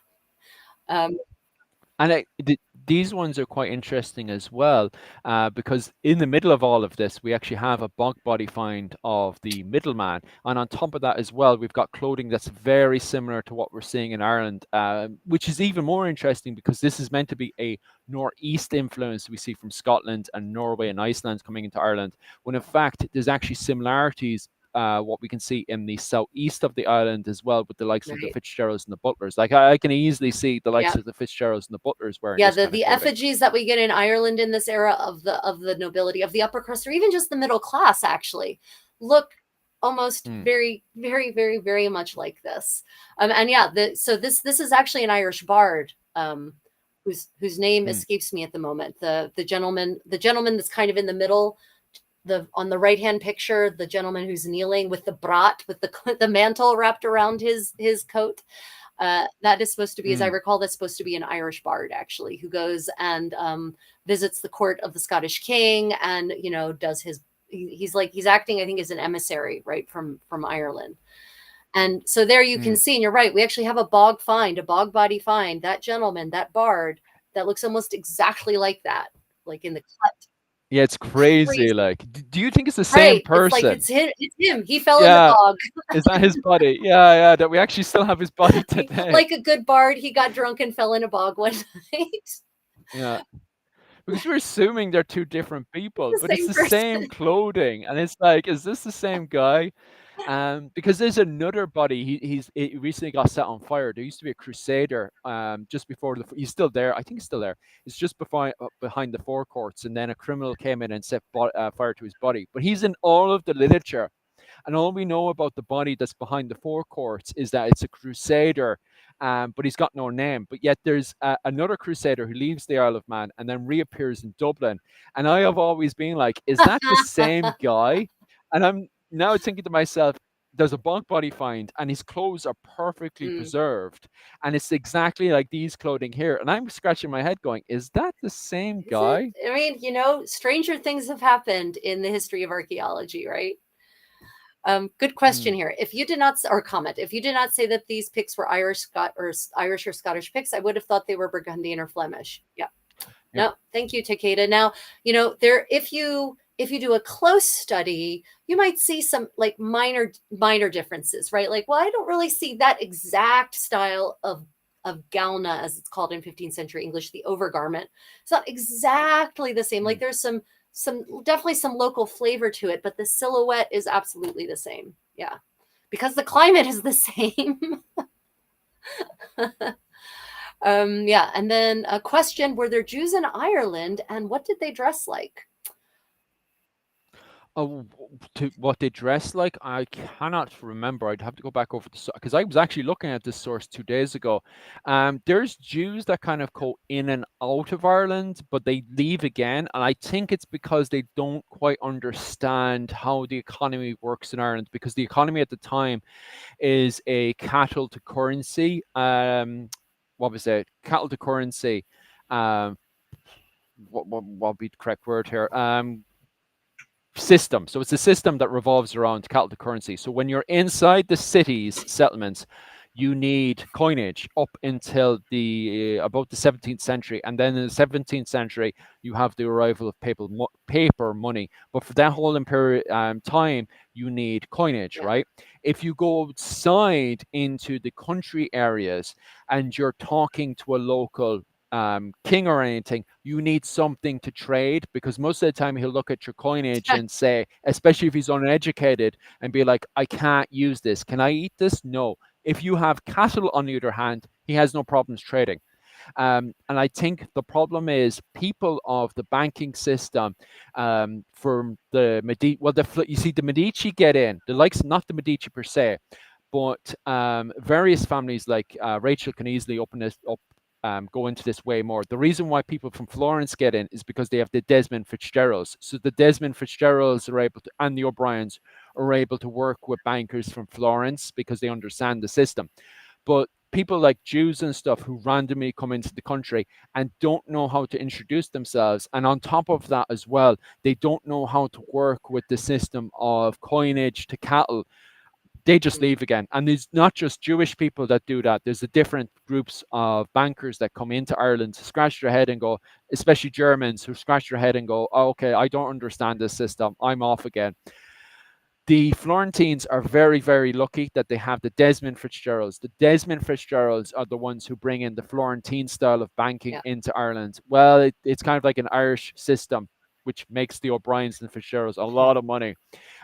They know how to work with that system. So if you're into the history of banking, look into Florence, especially the Desmond Fitzgeralds, and there you can get into the whole history of banking. But how does that tie back to the Jews? They don't understand the system, right? So, Yeah, because a lot of the Jews that come into Ireland would have been working with the banking system, and because they don't understand how banking works, they have to leave again. I don't. In any other form of trade, I'm completely unaware and ignorant, to be quite honest with you. So I don't know if there's any Jews who arrive who were involved with any form of merchant in well, Dublin. So I'm quite uneducated so about that so the sort of Jews stuff. were evicted from England in the 13th century. Um, Mm. I wonder if I wonder if that eviction had something to do, if that was reflected at all in the lordship of Ireland. Obviously, not all of Ireland, because not all of Ireland was under English control in the 13th century. But I just thinking aloud, Mm. I just wonder if that had something to do with it. But I will say, so I can't speak for the Jewish communities in Ireland at all, because honestly, in my explorations of other aspects of medieval material culture in Ireland, Jews haven't been mentioned. The absence of an absence of evidence is not evidence of absence, but it's somewhat telling that that hasn't cropped up in anything that I've been looking at thus far. Um, but Mm. what I can say for certain is that Jewish communities in say the Italies, so in Florence, in Bologna, when you have, and we actually do have a large number of manuscripts, beautiful illuminated manuscripts from various parts of medieval Europe that were by Jewish communities for Jewish communities. And so they depict people in what would ostensibly be Jewish fashions when they're depicting Jewish members of, Mm. in history or in the Old Testament, the Torah, etc. And they generally are depicted to be wearing the same kinds of clothes that their Christian brethren are. So I Mm. don't. My tendency is to say that in general, it seems that the Jewish communities are not dressing differently from the Christian communities unless they're being forced to put on. There are, however, depending on where you are, some special extra garments or extra markers that Jewish communities were forced to put onto their person to identify themselves visually as Jewish, which also tells me that their regular clothing was not enough to distinguish them from the rest Mm. of the community. And yeah, go Like on. I am Jewish on my mother's side, right? Very small bit of Jewish. And that Jewish family came in and just became a part of the community. So I think you're bang on right that if you do have Jewish people that came to Ireland, they just kind of fell in with everyone else. Because there's no rounding up of people in Ireland, especially like Jewish communities and stuff. So if there are, like my own mother's side of the family, just little, you know, small little families Right. that immigrate into Ireland, they kind of, from my opinion, get digested in. I don't know any point where there's a large Jewish community that come in and have any form of, because there's no ghettos in Ireland in the medieval period.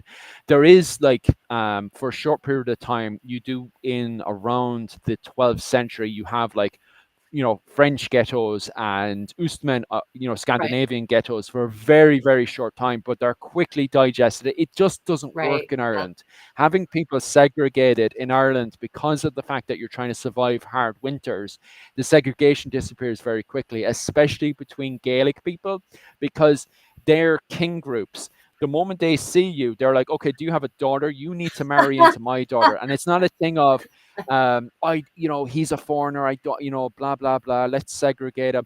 It's like, oh well, you're an alien, you need to become unalienized. That's Gaelic culture. You need to be part of the king groups, because Ireland is made up of groups of people who are a fosterage, was it fosterage, hostages, and marriage alliances. So you have to be, the moment you arrive on the island and declare, oh, I'm going to be a part of your system, you have to be married in, or you have to be fostered into one of the families. Well, your children have to be fostered into one of the families, or you have to give, to make sure you're not going to start attacking people randomly, give up one of your children as a hostage into another group. So you have to do one of the three. And so, let's say, was it, this is around the 18th century, when I would have had a Jewish family that came in and married into my mother's side of the family from Poland. They would have had to marry in, or the Irish people would be like, well, you're an alien, you need to be digested Right. You in, need. like. You So I, must become one of us. yeah, that's exactly, and it's called Right. Gaelicization. That makes sense. And like, yeah, for a lot of, this is where there's a lot of friction in modern Ireland between Dublin people and country people, because the first few waves of foreigners, from Poland and Nigeria and stuff, when they came in, they dated Irish girls, and so to the Irish psyche, that's grand, that's sane. However, we're getting more waves into Ireland, and now there's strangers in these little Right. towns, and the local country people are like, "Who is this alien?" Like, and they're Can we freaking out. trust them? Yeah. Um, yeah, exactly. Compared to Dublin, where Dublin people are like, "What do you mean? There's a person side of the road that's an alien?" There's a lot of friction Yeah. there. I was just thinking, in my travels about Ireland, I don't recall seeing any medieval synagogues either.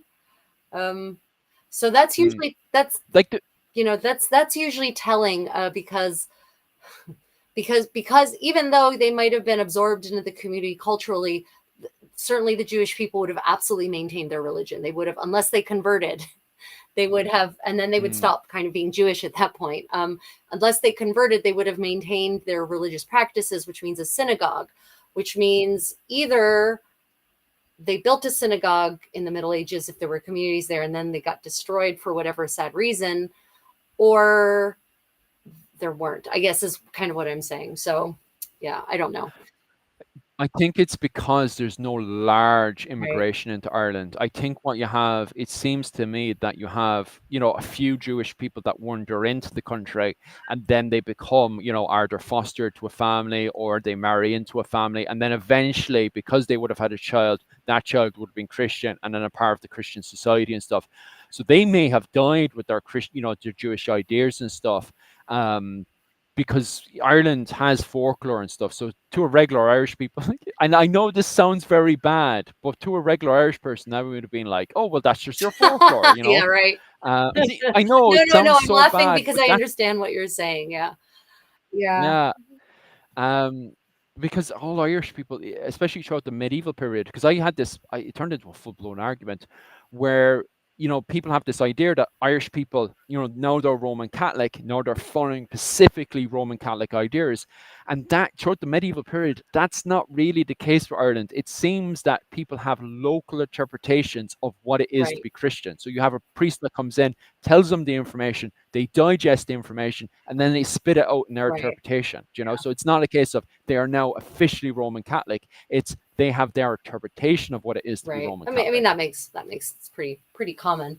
There's a fun question Mm. here. When was the woolly jumper invented? I still remember them as a kid. Ancient Irish fashion. LOL. Is a I, woolly jumper? This is the difference between American English and other English. That's like a sweater, right? Like something I would call a sweater.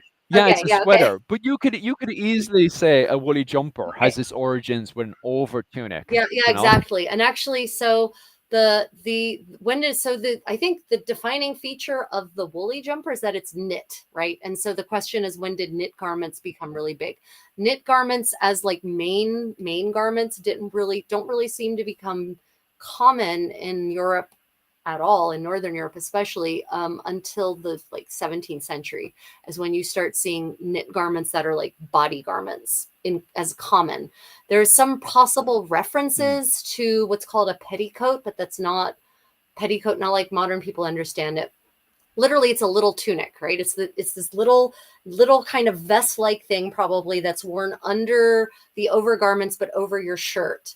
And there's some evidence that there might have been knit ones in the 15th century, possibly. So, I mean, I guess that could possibly be the origin. When it was invented, it kind of evolved, right? It's invention is a strong word, but I would say that some of the earliest evidence I have for a knit wool, in this case, vest like garment, is the 15th century is the earliest I have, but it's not really it doesn't become common, it seems, until the 17th century. And in this over the 16th century, there's an increasing incidence of knit as a style of material for making garments, stockings, and hats. And then eventually that starts getting used more and more for main body garments. So 15th, 16th century is kind of the origins, I would say, in Europe. Yeah. mm, mm, mm. Just getting back to the photos, I noticed as well is that in this is It the is. 15th Yeah. century now, but they're not. We keep going turn around now, and we've got this depiction that everyone is kilting up, but actually, when we get back to the depictions of the 15th century, I can't see anyone Mm-mm, no, and kilting here. here's more from the Scotochronicon. um, and we've got what I liked about this one, the one on the right, is that you've got this woman. There's actually women, plural women, two women actually on the boat. Mm, And actually, we saw the sailor, the Scottish sailor, a little bit ago. This is the other half of that boat. um, and so you've got mm, these women and their long gowns, and there's not really, there's some belting happening on the left side. If you look at the gentleman standing there on the left side, he's got what in French they would call an upelande, in English a gown or a robe, and also a mm, gown in Scots English, in Scots, not Scots English, Scots in this era. So, and there's a belt. He is definitely wearing a belt, but it's not pulled up. It's not kilted. He's just wearing a belt. Right? There's no need to pull it up. He's mm. not working. If I dug through the Scotochronicon and found, no, actually, I looked at all the pictures. If there were pictures of people farming in the Scotochronicon, you would probably see women with kilted skirts. Yeah, Okay, that's fascinating because in Gerald of Wales's one, we have women out in the countryside and they are kilting up. So it seems to be okay. yeah, That's fascinating. So the nobles aren't kilting up, but the lower yeah, classes yeah. are. It's Okay. it's all pragmatic, right? It's all about, what do I have to do in order to get through this day as efficiently as possible with as little damage to my very, very expensive clothing.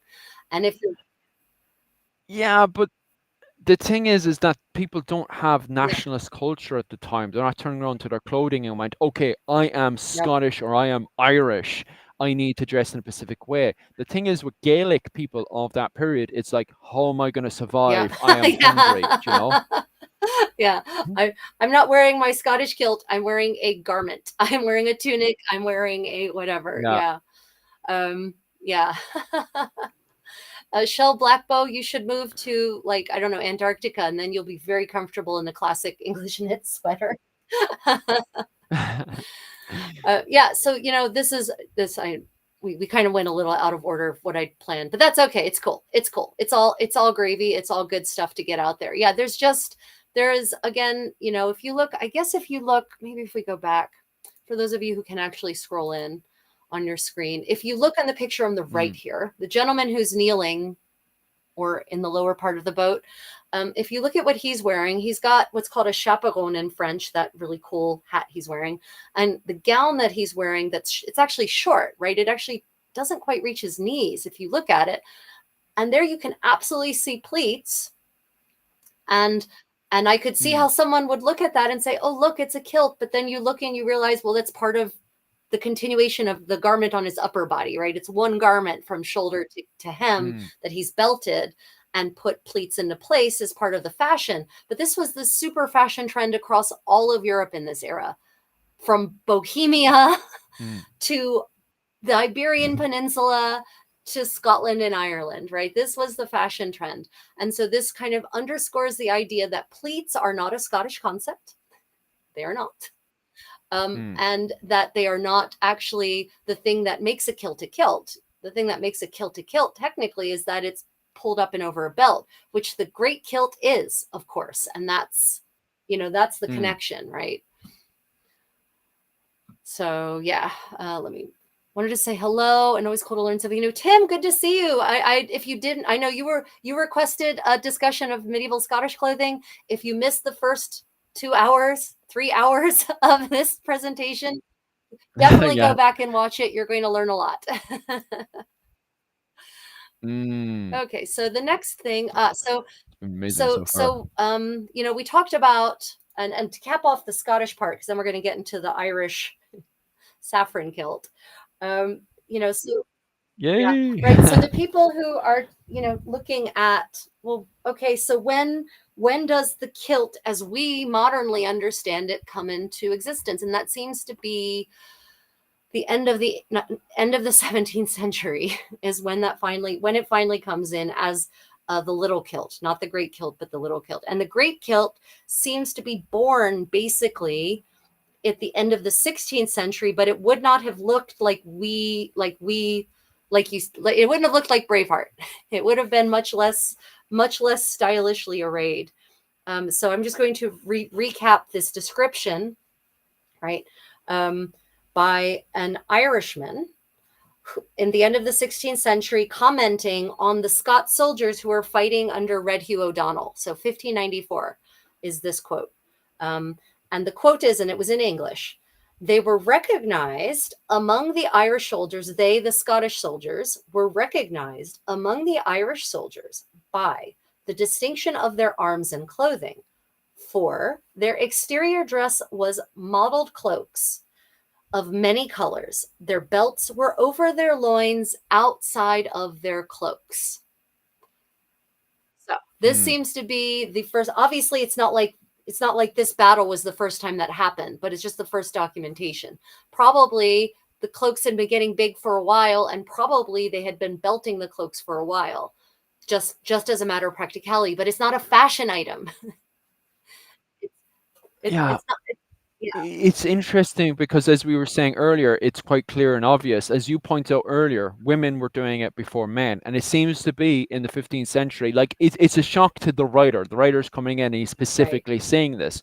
But to the Irish, using, as you can see in the Book of Kells, using different techniques to wear, like even today, if I just wrap my cloak around my waist, you're not going to turn around and just, oh, that's an interesting technique. I've never seen that technique before and document it. Your brain would just go, whoop, Yeah, wouldn't even think twice. If that evening, if I said, did I kilt my tunic? Or sorry, did I kilt my cloak early on? You'd be like, I don't know. I'm busy with the cooking. Why would I notice that? You know?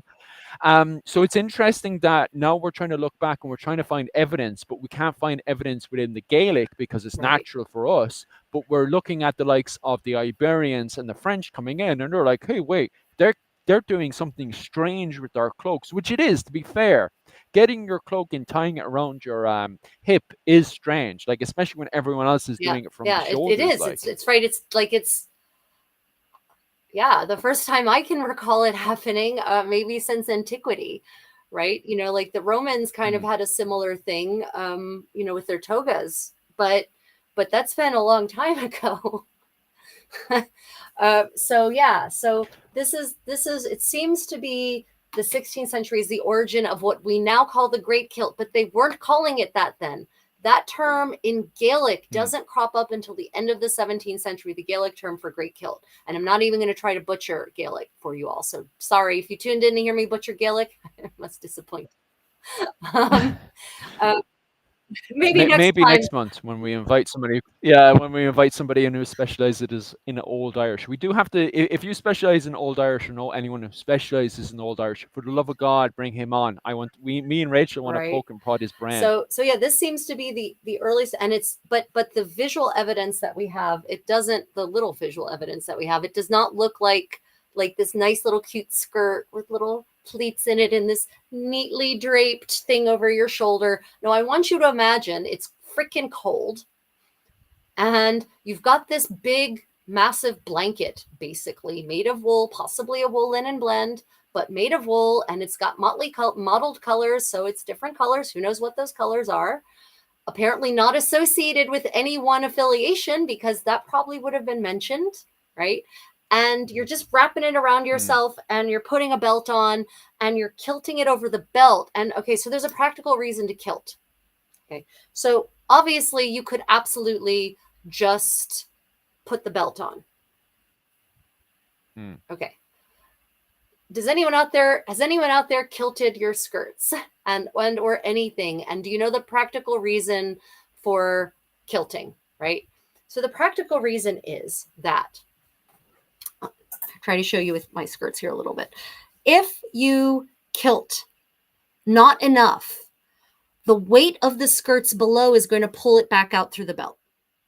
So if you put a belt around a cloak, this big cloak, and let's say that you don't want the preponderance of the weight of that big heavy thing to be on your shoulders. You want the weight to be redistributed to your hips because it's a big piece of heavy wool.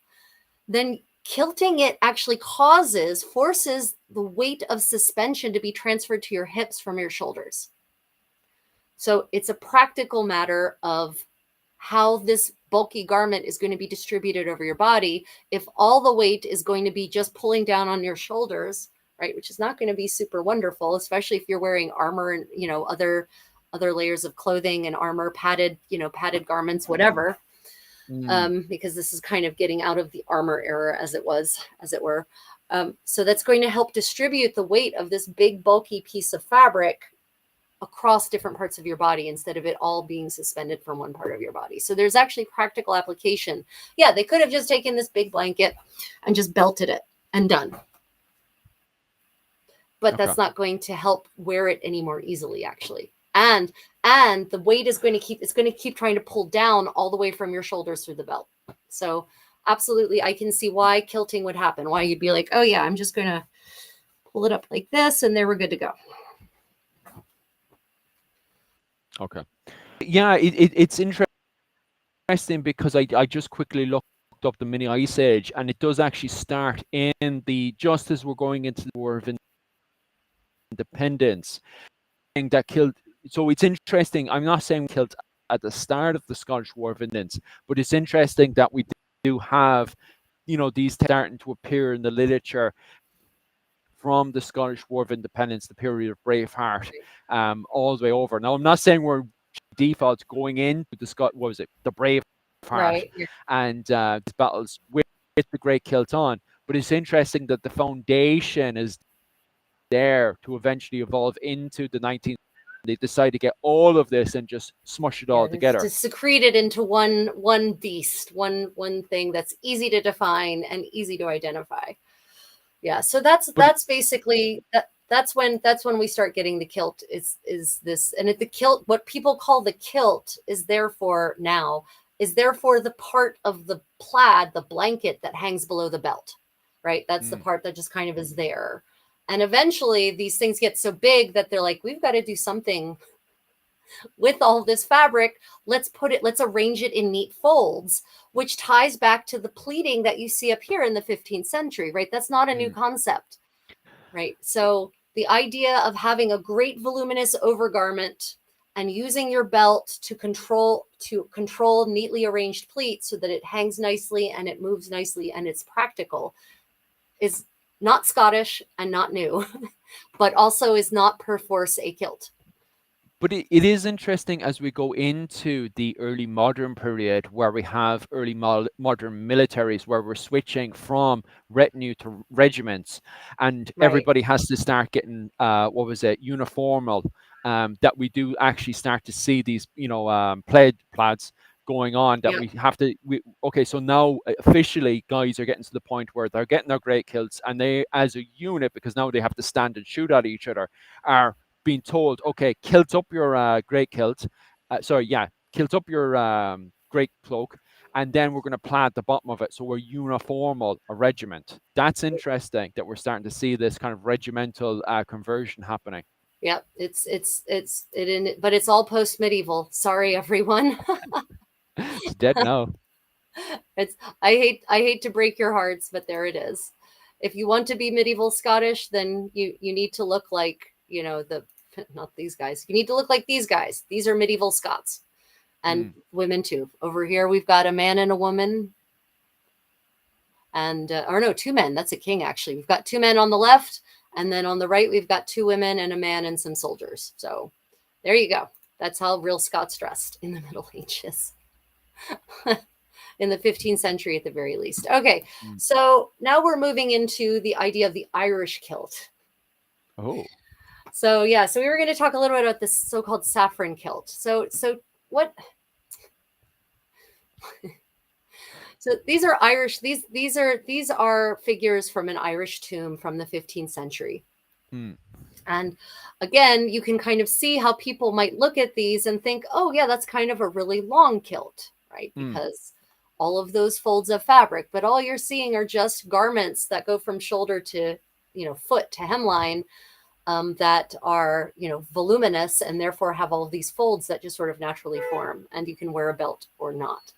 Mm. So one of the things that someone brought up, there was a picture of my brother, from one of my brothers, from St. Patrick's Day, and he and his buddy were wearing kilts.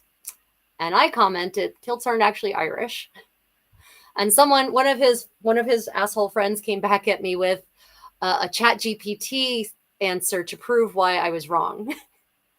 Which, openly, the Chat GPT openly said, the saffron kilt is the traditional and historic garment of Ireland, having been worn since ancient times.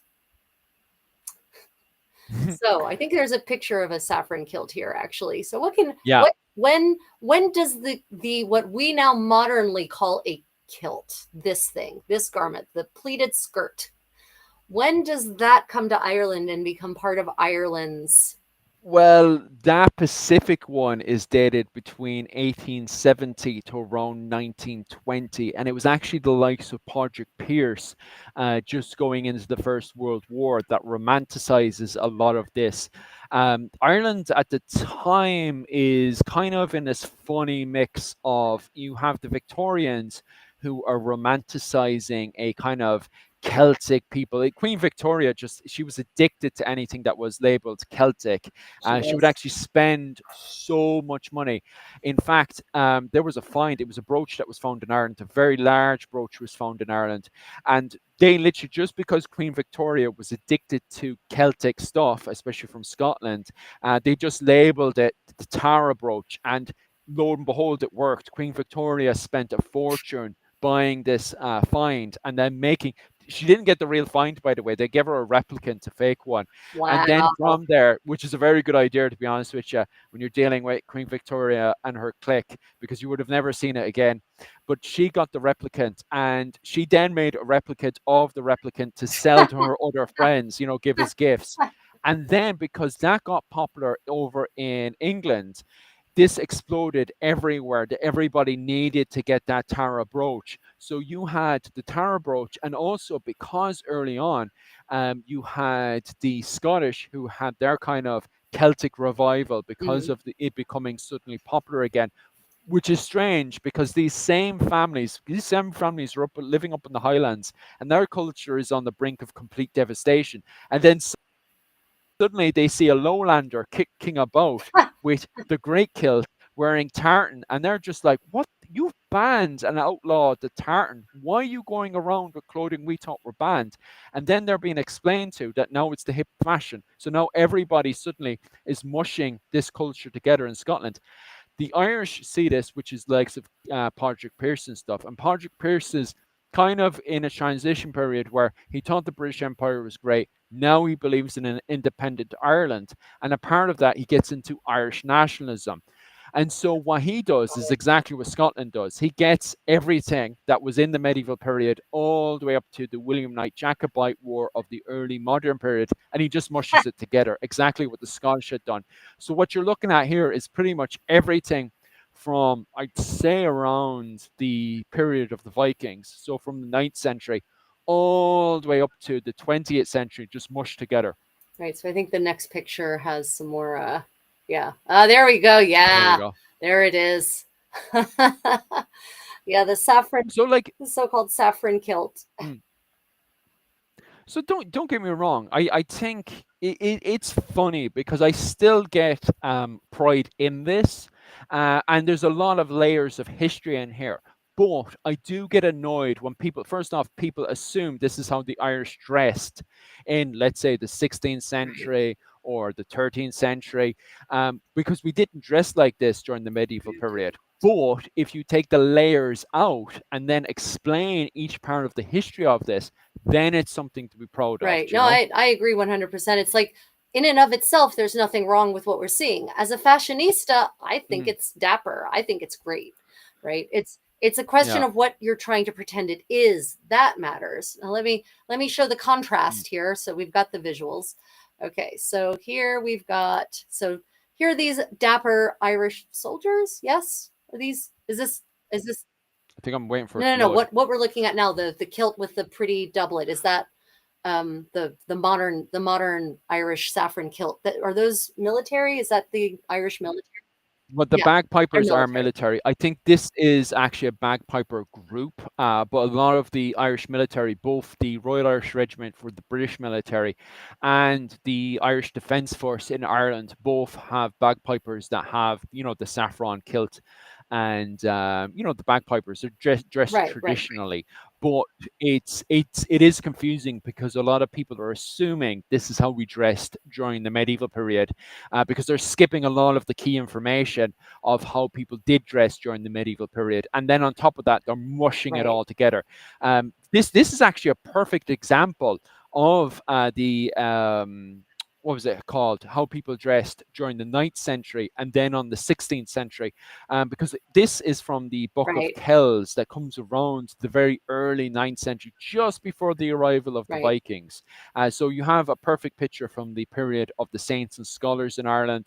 And then you can see the evolution of that by the time we get up to the yeah, 16th century, because you can clearly see here, although he has a Leine on and the Leine is going all the way down to right. his feet, that's not saffron. It's not No. even yellow yet. Yeah. Yeah, and I mean, you can see that none of these garments are really what the the saffron kilt, so to say. So, over here on the right, the Lena is the yellow thing, that's the linen thing. But I would like to point out that by the actual definition as understood in 16th century Scots and English, the gentlemen on the right are kilting their Lenas. Because look Mm. at that. But They've, they're still using the They technique are, of kilting, exactly. though, They're aren't they, with kilting. their They're Leines? kilting Okay. their lenas. They've got a belt on, and they've pulled the excess up so that it's not too low. It's not getting in the way of their legs. That is a perfect visual demonstration of what actual kilting is, right there. And it's not demonstrated by medieval Scotsmen. It's demonstrated by 16th century Irishmen. um, Mm.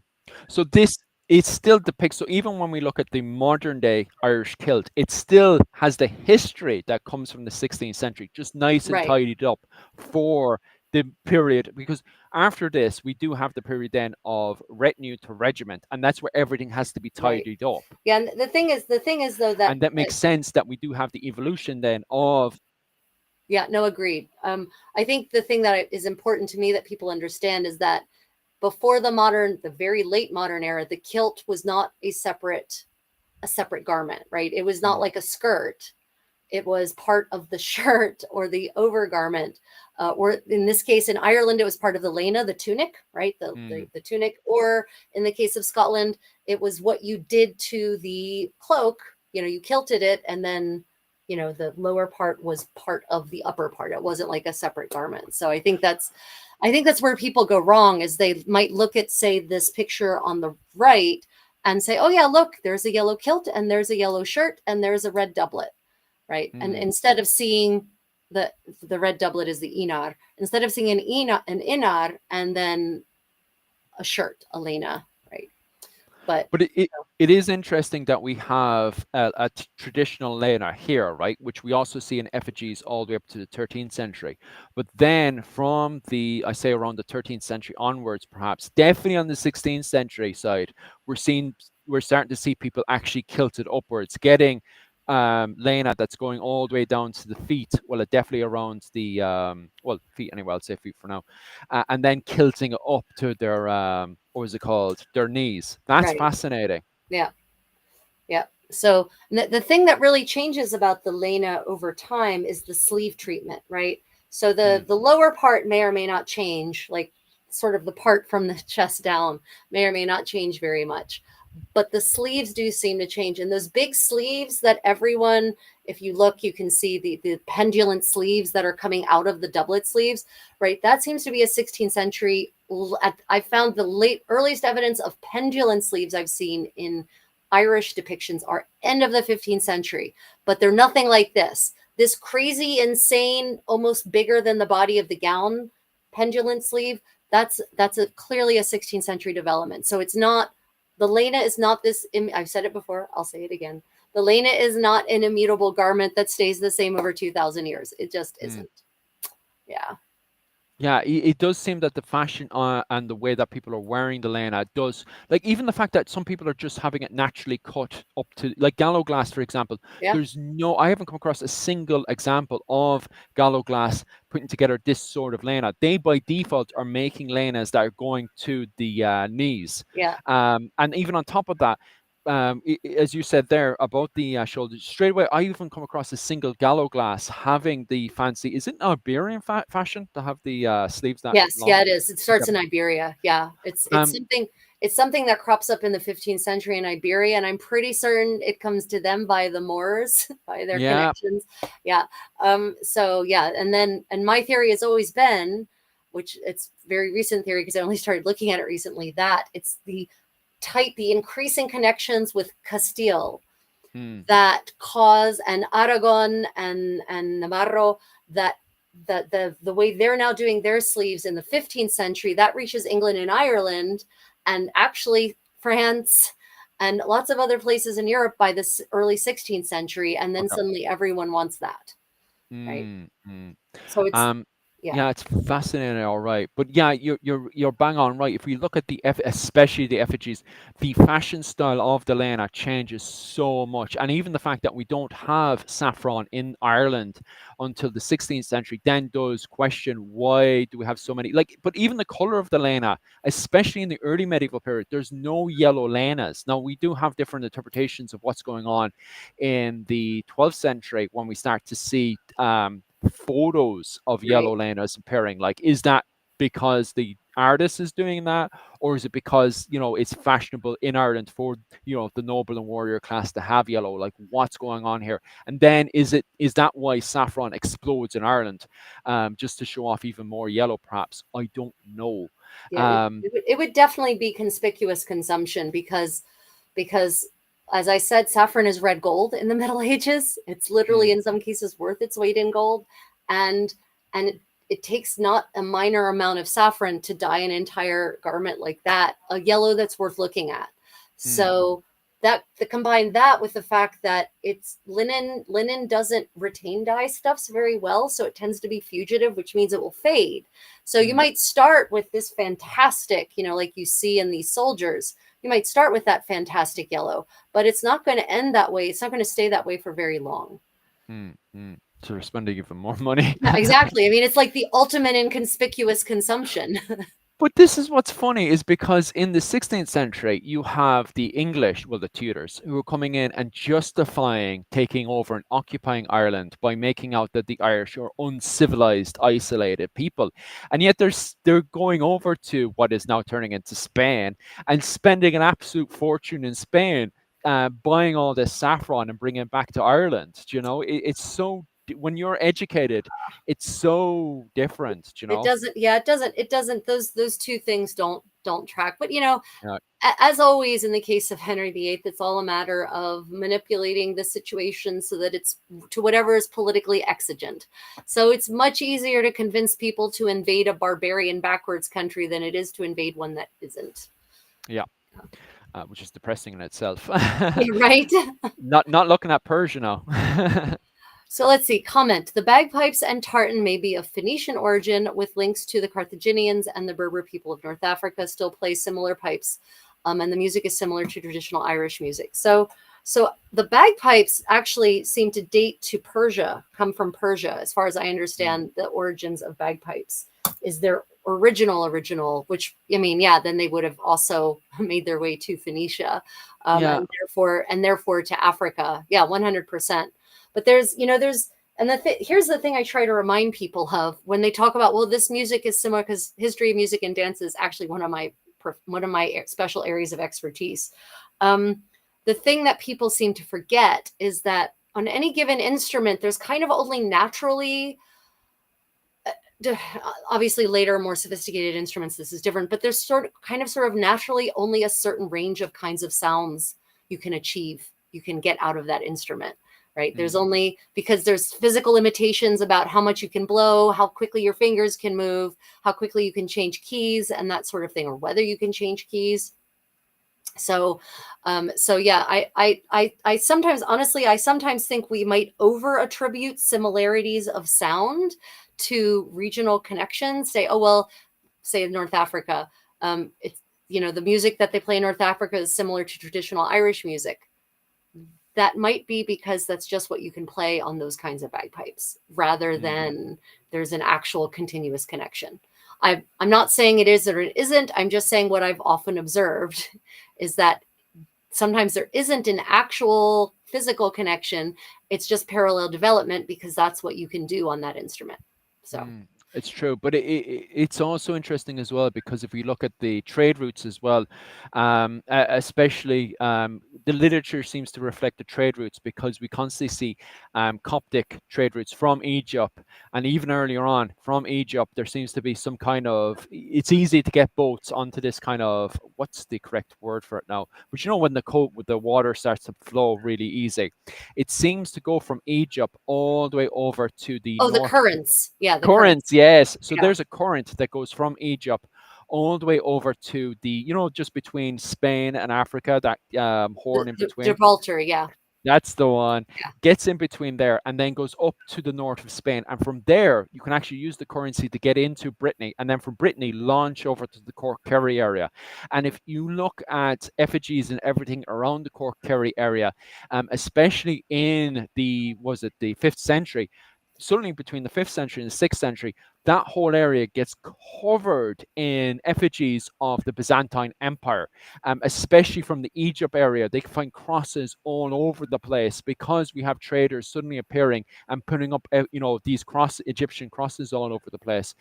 So Right. it's no surprise to me if there's, and that's why I'm always poking and prodding you, is there an Iberian influence here? Because it's so easy to move from the north of Spain into Ireland very quick. It actually, for that distance, it normally takes about a few months to go between Spain. If you were to cover that distance between like Scandinavia to Ireland or something, it would take about like 2 weeks or so. It actually covers 2 days. It takes 2 days to get from the north of Spain, because of the currency, to launch up into the Brittany area and then up to the Cork Kerry area, because the currency is so fast around that spot. Right. Yeah, which is why I'm not, in this specific case of North Africa bagpipes and Irish bagpipes, I'm not saying there is or is not a connection. I'm just saying that it is tempting to automatically assume there is, but there might not be. Yeah, that's my whole point. I have not, the problem with studying historical Irish music is that it's almost impossible. Yeah. Because we've got nothing before the 18th century. Right. And that could be because of those fires, those archival fires. Well, but there's hope in that, isn't there? There's hope. There's hope. Yeah. Yeah. Yeah, because for those who haven't heard, Ireland they are restoring the Irish National Library. I don't remember who's doing the restoration work. It's the Royal Academy, isn't it? Royal Academy. Yeah, they have restored and are continuing to restore thousands of documents that were burnt up in the 1922 archive fires in Dublin during the during the revolution. God damn you, revolutionaries! Stop burning shit up. It was Um, the Irish Civil War between the yeah, anti-treaty and the treaty. They were yeah, disagreeing on if you should be under home rule or not with the British. right, How yeah, should we be free? Let's kill each other. right, yeah. That's right. We'll settle this the old-fashioned way. Yeah, yeah, yeah. Freedom through violence. So It was anyway, actually it was actually an accident. They didn't even mean to do it. It I was know, I know. It's that's the word. It's almost that makes it worse. Almost. It's like this didn't mm, have to happen, did it? Huh? Huh? yeah. So they're now restoring these thousands upon thousands of medieval documents, and they will be digitally available and searchable because they will also be available in transcription and translation. So that's big news. So who knows? Maybe we will finally find some actual medieval Irish music. Could Mm, happen. But hopefully. the point is that we honestly don't know how medieval Irish music sounded. And to assume, it's frankly insulting to Irish people to assume that it sounds the same as traditional Irish music now. The one in Africa and the one in Ireland, I think Ireland is slower. And I think my wife last night said it was a little bit more depressingist. It's actually a guy actually lives in my town. His name is Johnny Bongos, and he actually he has more of the African style. And it's to the locals, it is so different to the Irish style. So if you're into that kind of stuff from a modern perspective, definitely look up Johnny Bongos. He would specialize in that. It's pretty cool. His name is actually Bongos. Yes, and the reason for bongos actually is a play on words for the locals on Africa because it's more like a bongo beat than an Right, Irish beat. Yeah. right. That's pretty funny. That's awesome. Yeah, I guess so. I guess my point is that I think it's wrong-headed to assume that so-called traditional Irish music is the same as historical Irish music. Mm, In fact, I've pointed this out in other aspects of medieval material culture or in general that a folk tradition mm. is actually more likely to evolve and change than a court tradition because a court tradition is generally ruled by rules I and think it's you. written down and it's transmitted by writing, but folk traditions tend to be just subject to the creativity of the person participating in the craft or the art or the performance. And there's a lot of the grapevine effect that also takes effect. So, well, I Mm. learned this tune from my dad, but I'm going to now add my little thing to it. And You then see, my yeah, son's going to learn that from me, and then he's going to add his own little thing to it, you know? yeah, you see, that's the problem we have with Follow Me Up the Carlo. So, Follow Me Up the Carlo survived in the 16th century. I think it's around 1580. You have Follow Me Up the Carlo, and it's a song brought down by the O'Byrnes. So, the O'Byrnes created Follow Me Up the Carlo, but the surviving version doesn't even have words. The words were added on much later on. Right. We don't even know what the original words were. Like Follow Me Up the Carlo, it's a modern interpretation that starts arguments all the time. Now, I don't specialize in music, so I'm not going to tell you how much it changed from the 16th century, around 1580, to now. But yeah, if you want to have somewhat of an idea of what a medieval song is, definitely look up Follow Me Up the Carol, but be advised it's a modern interpretation that starts a lot of arguments. Yeah, I think the tune dates to the end of the 16th century, right? Like that's Mm, the earliest documentation for it. Yeah, yeah. And I don't think we have any other surviving songs in Ireland other than Follow Me Up the Carly. Do we, Yuki? I We don't haven't. have any medieval songs in Ireland. We just have Follow Me Up the Carlo, isn't it? Yeah. It would be a pleasant surprise for me if you had said yes, I because wish I said yes. I, I have looked into it and I haven't found anything. And it's the same frustrating thing for dance.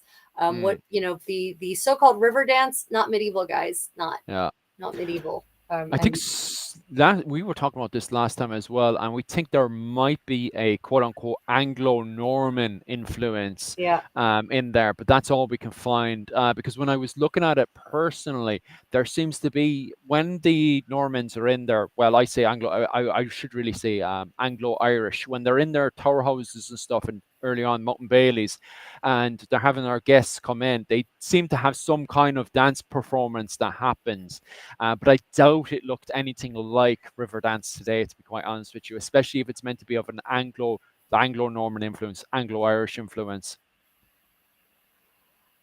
So William Hunts the Holman says oldest archaeological evidence for pipes in quotes found anywhere is Ireland 4,000 years BP. Well, pipes, I guess it depends on what you mean by pipes. I know I've seen Paleolithic pipes from Africa. Hmm. So just like the actual pipes, like a rod with a hole drilled down through the center and little holes on top for actually getting different sound, different notes out of it. Are you talking about bagpipes pipes, or it'd be very interesting if the bag had actually survived that long? Or is the evidence not the pipes themselves, but maybe like depictions of someone playing something like a bagpipe? Oh, Kaylee, welcome. Good to see you. So definitely, Kaylee, you're gonna want to watch the previous almost 4 hours. Oh yeah, especially the start where all the weirdos coming Oh out. my There God. was I don't know. weirdos at the start. I'm tempted because I got a little angry at that waste of humanity who didn't belong in our chat. Hmm. I might delete that first part. Yeah, it's probably best. They were I think just we because I was still putting in my settings because it didn't connect properly between myself and right. Rachel. So my security side, my stream suddenly blew up, and we had the weirdest Trolls, people rock up. nasty people. Oh, completely brainwashed. Because Yeah. they kept poking in brainwash stuff in there, Ugh. and I yeah, got they were just accused of off being the Canadian, everyone who wasn't yeah. there for that part of the stream. I was accused with four-letter words called a Canadian. Yeah, it was interesting. Yeah, but you can tell the level of if a person's not used to different accents, it can show how brainwashed they are. Like, Yeah, it's like, oh, you don't sound like you are from this part, so you must be Canadian. No, I'm very mm, much from the Mid-Atlantic region of the United States. Thank you very much, and proud Delawarean. mm. Okay, so actually, I think that's all we had specifically on the myth of the kilt. Okay, so everyone, final questions. Do you have any questions that you'd like to ask?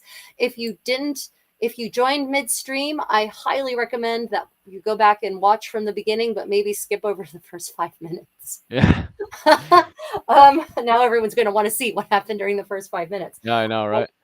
Yeah, but definitely we got some really good information out there almost from the beginning. Go check that out. And otherwise, we're just gonna leave it for another minute or two for any final questions.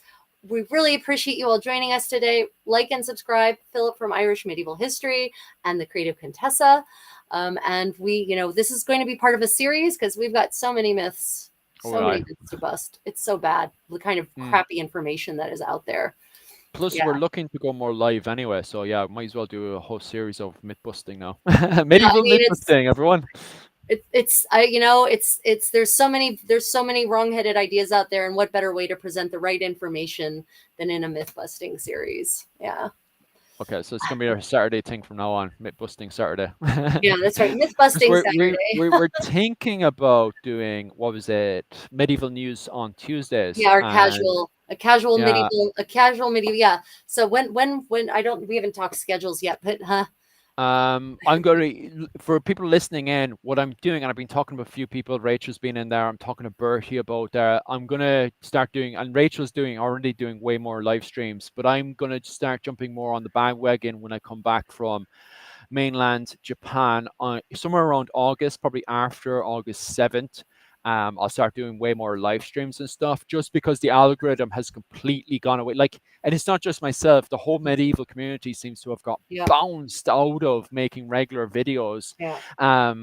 I'm not going to go into details about it because I'll get into trouble with people on the top. But regardless, live streaming and shorts are the way forward right now. So we're going to do way more live Yeah. streams. Rachel's already fully in there, and you can see subscribe. Like if you haven't already subscribed, definitely subscribe now. But Rachel's subscriptions are flying through the roof right now. So it definitely is working. So I'm going to do more kind of TV shows ish live streams, and going to have some teams in there. So we're definitely, yeah, myth busting on Saturday seems to be a way forward. Yeah, it Medieval seems myth to be a good, busting. good one, Yeah. and definitely I like the idea. So Philip and I were talking about, and I think you guys would enjoy this. Us having a casual medieval chat on Tuesday mornings our Yeah. time, but wherever you are in the world your time, where we'll talk about medieval news. We'll field questions from you. It'll be very casual, no visual references or anything, just Well, us. I might have a few visuals in there, Okay, we maybe. might have some Yeah, visuals I'll then. put together because I love visuals, maps. Give me. Oof. I'll see if I can put together something on the Monday for you Yeah. guys. On the Tuesday, it'll be Tuesday for us. It'll be Monday night for you guys. Okay, so let me see if we got any. There was a good question there. Hold on, we got a couple of questions. Good, good, good. Hold on. Archives. Why did they burn? My mouse is not working. The one Hold on. in How the did the archives intentionally burn? Philip, would you like to step in there as our native Irish historian? If you're talking about the one in Ireland for the Yeah, forecourt, that was during the Irish Civil War. You had the treaty versus non-treaty side, and they were both arguing how to be independent under the British establishment, because we had literally just Michael Collins and Eamon de Valera had terrorized the British establishment. Well, vice versa, the British were doing it to us as well. Bloody Sunday being a very good example of that, where the British retaliated in a very stupid way. Regardless, it eventually led to Britain negotiating our home rule bills, and an argument kicked off between one half of the Irish Parliament and the other half. So it became the non-treaty versus the treaty side, and eventually it came down to a siege in Dublin called the Siege of the Four Courts. And inside of the Four Courts was all the medieval literature. Now, they had brought all the medieval literature together and put them into the Four Courts to protect them. Now, the anti treaty side had gone inside and used it to protect themselves, completely ignoring the fact all the medieval literature was in there. And Collins was put under pressure from international, from like America and Britain and stuff, to get these guys out because they considered them to be terrorists. So they branded them as terrorists and were like to Collins, who Collins at the time was head of the, what was it? He was prime minister at the time, and he was also head of the military. So he was told, so he himself was told he had to go in there and physically get them out. So he had to pretty much blow up the forecourts. So during the siege itself, if you watch the video on YouTube, just type in the siege of forecourts on YouTube, you can see snow. That's not snow. it's not That's snow. actually, yeah, it's burning literature, Yeah, which has been blown apart by the artillery. No, this wasn't. They weren't doing this on purpose, allegedly. What happened is the shell went too far over the actual fortification itself of the forecourts and went into the building itself and set fire. So it ended up burning the Irish medieval literature, which is completely despicable, because so much of it had actually, because it was uncentralized, it was decentralized, and Ireland had because they had the clan system during the late medieval period, there was a lot of literature within the castles themselves. So not a lot of it had been destroyed by Cromwell early on. A lot of it were destroyed in the monastic settlements. yeah. However, the individual ones within the tower houses owned by clans, they were, perfectly fine. So they brought them to the forecourts, and then that's where they end up being blown up. There it is. No more expense Because accounts, no more inventories. Yeah, so sad. absolutely disturbing. Yeah. Then we had another question. What was it that the Iberians did with their sleeves that caught on in England? I didn't hear well. So, in the 15th century, the Iberians started basically their linen sleeves. So imagine this linen sleeve, but way more open, like an angel wing, basically. And they started doing black work and white work on them and red work on them. So beautiful embroidery all along them. But they made these sleeves were super huge, really big, and they were purposefully just like you see in. They actually looked almost exactly like. Oh wait, maybe we don't have this here in this presentation. They looked almost exactly like the ones you see women wearing in 16th century England, Ireland, except that they weren't yellow in the Iberian Peninsula. So they basically took their camisa sleeves, their shirt sleeves. What is the shirt? This thing. And just made them super voluminous and covered them in embroidery. And that style of having really voluminous camisa shirt smock sleeves caught on everywhere. Caught on in Italy, caught on in France, caught on in England, caught on in Spain. Of course, in England, it caught on because Catherine of Aragon, Caterina de Aragona, came, married Arthur and then Henry, and all of her ladies came with her, and that just set the fashion. And I'm pretty certain that's the same fashion that led to the Leine, the 16th century Irish Leine, taking on these big sleeves. I think that's probably where that came from. Yeah. Mm. Let me see. Okay, any other questions we've got here? What was it? Yeah, Tom Okay, often yeah. goes a good thing. I think that's it. Okay, well, everyone, if you're watching this as a recording and you had questions, obviously pop them in the comments. Mm. Don't forget to like and subscribe on Philip's channel, Irish Medieval History, and my channel, The Creative Contessa. And we hope to see you at our weekly live streams.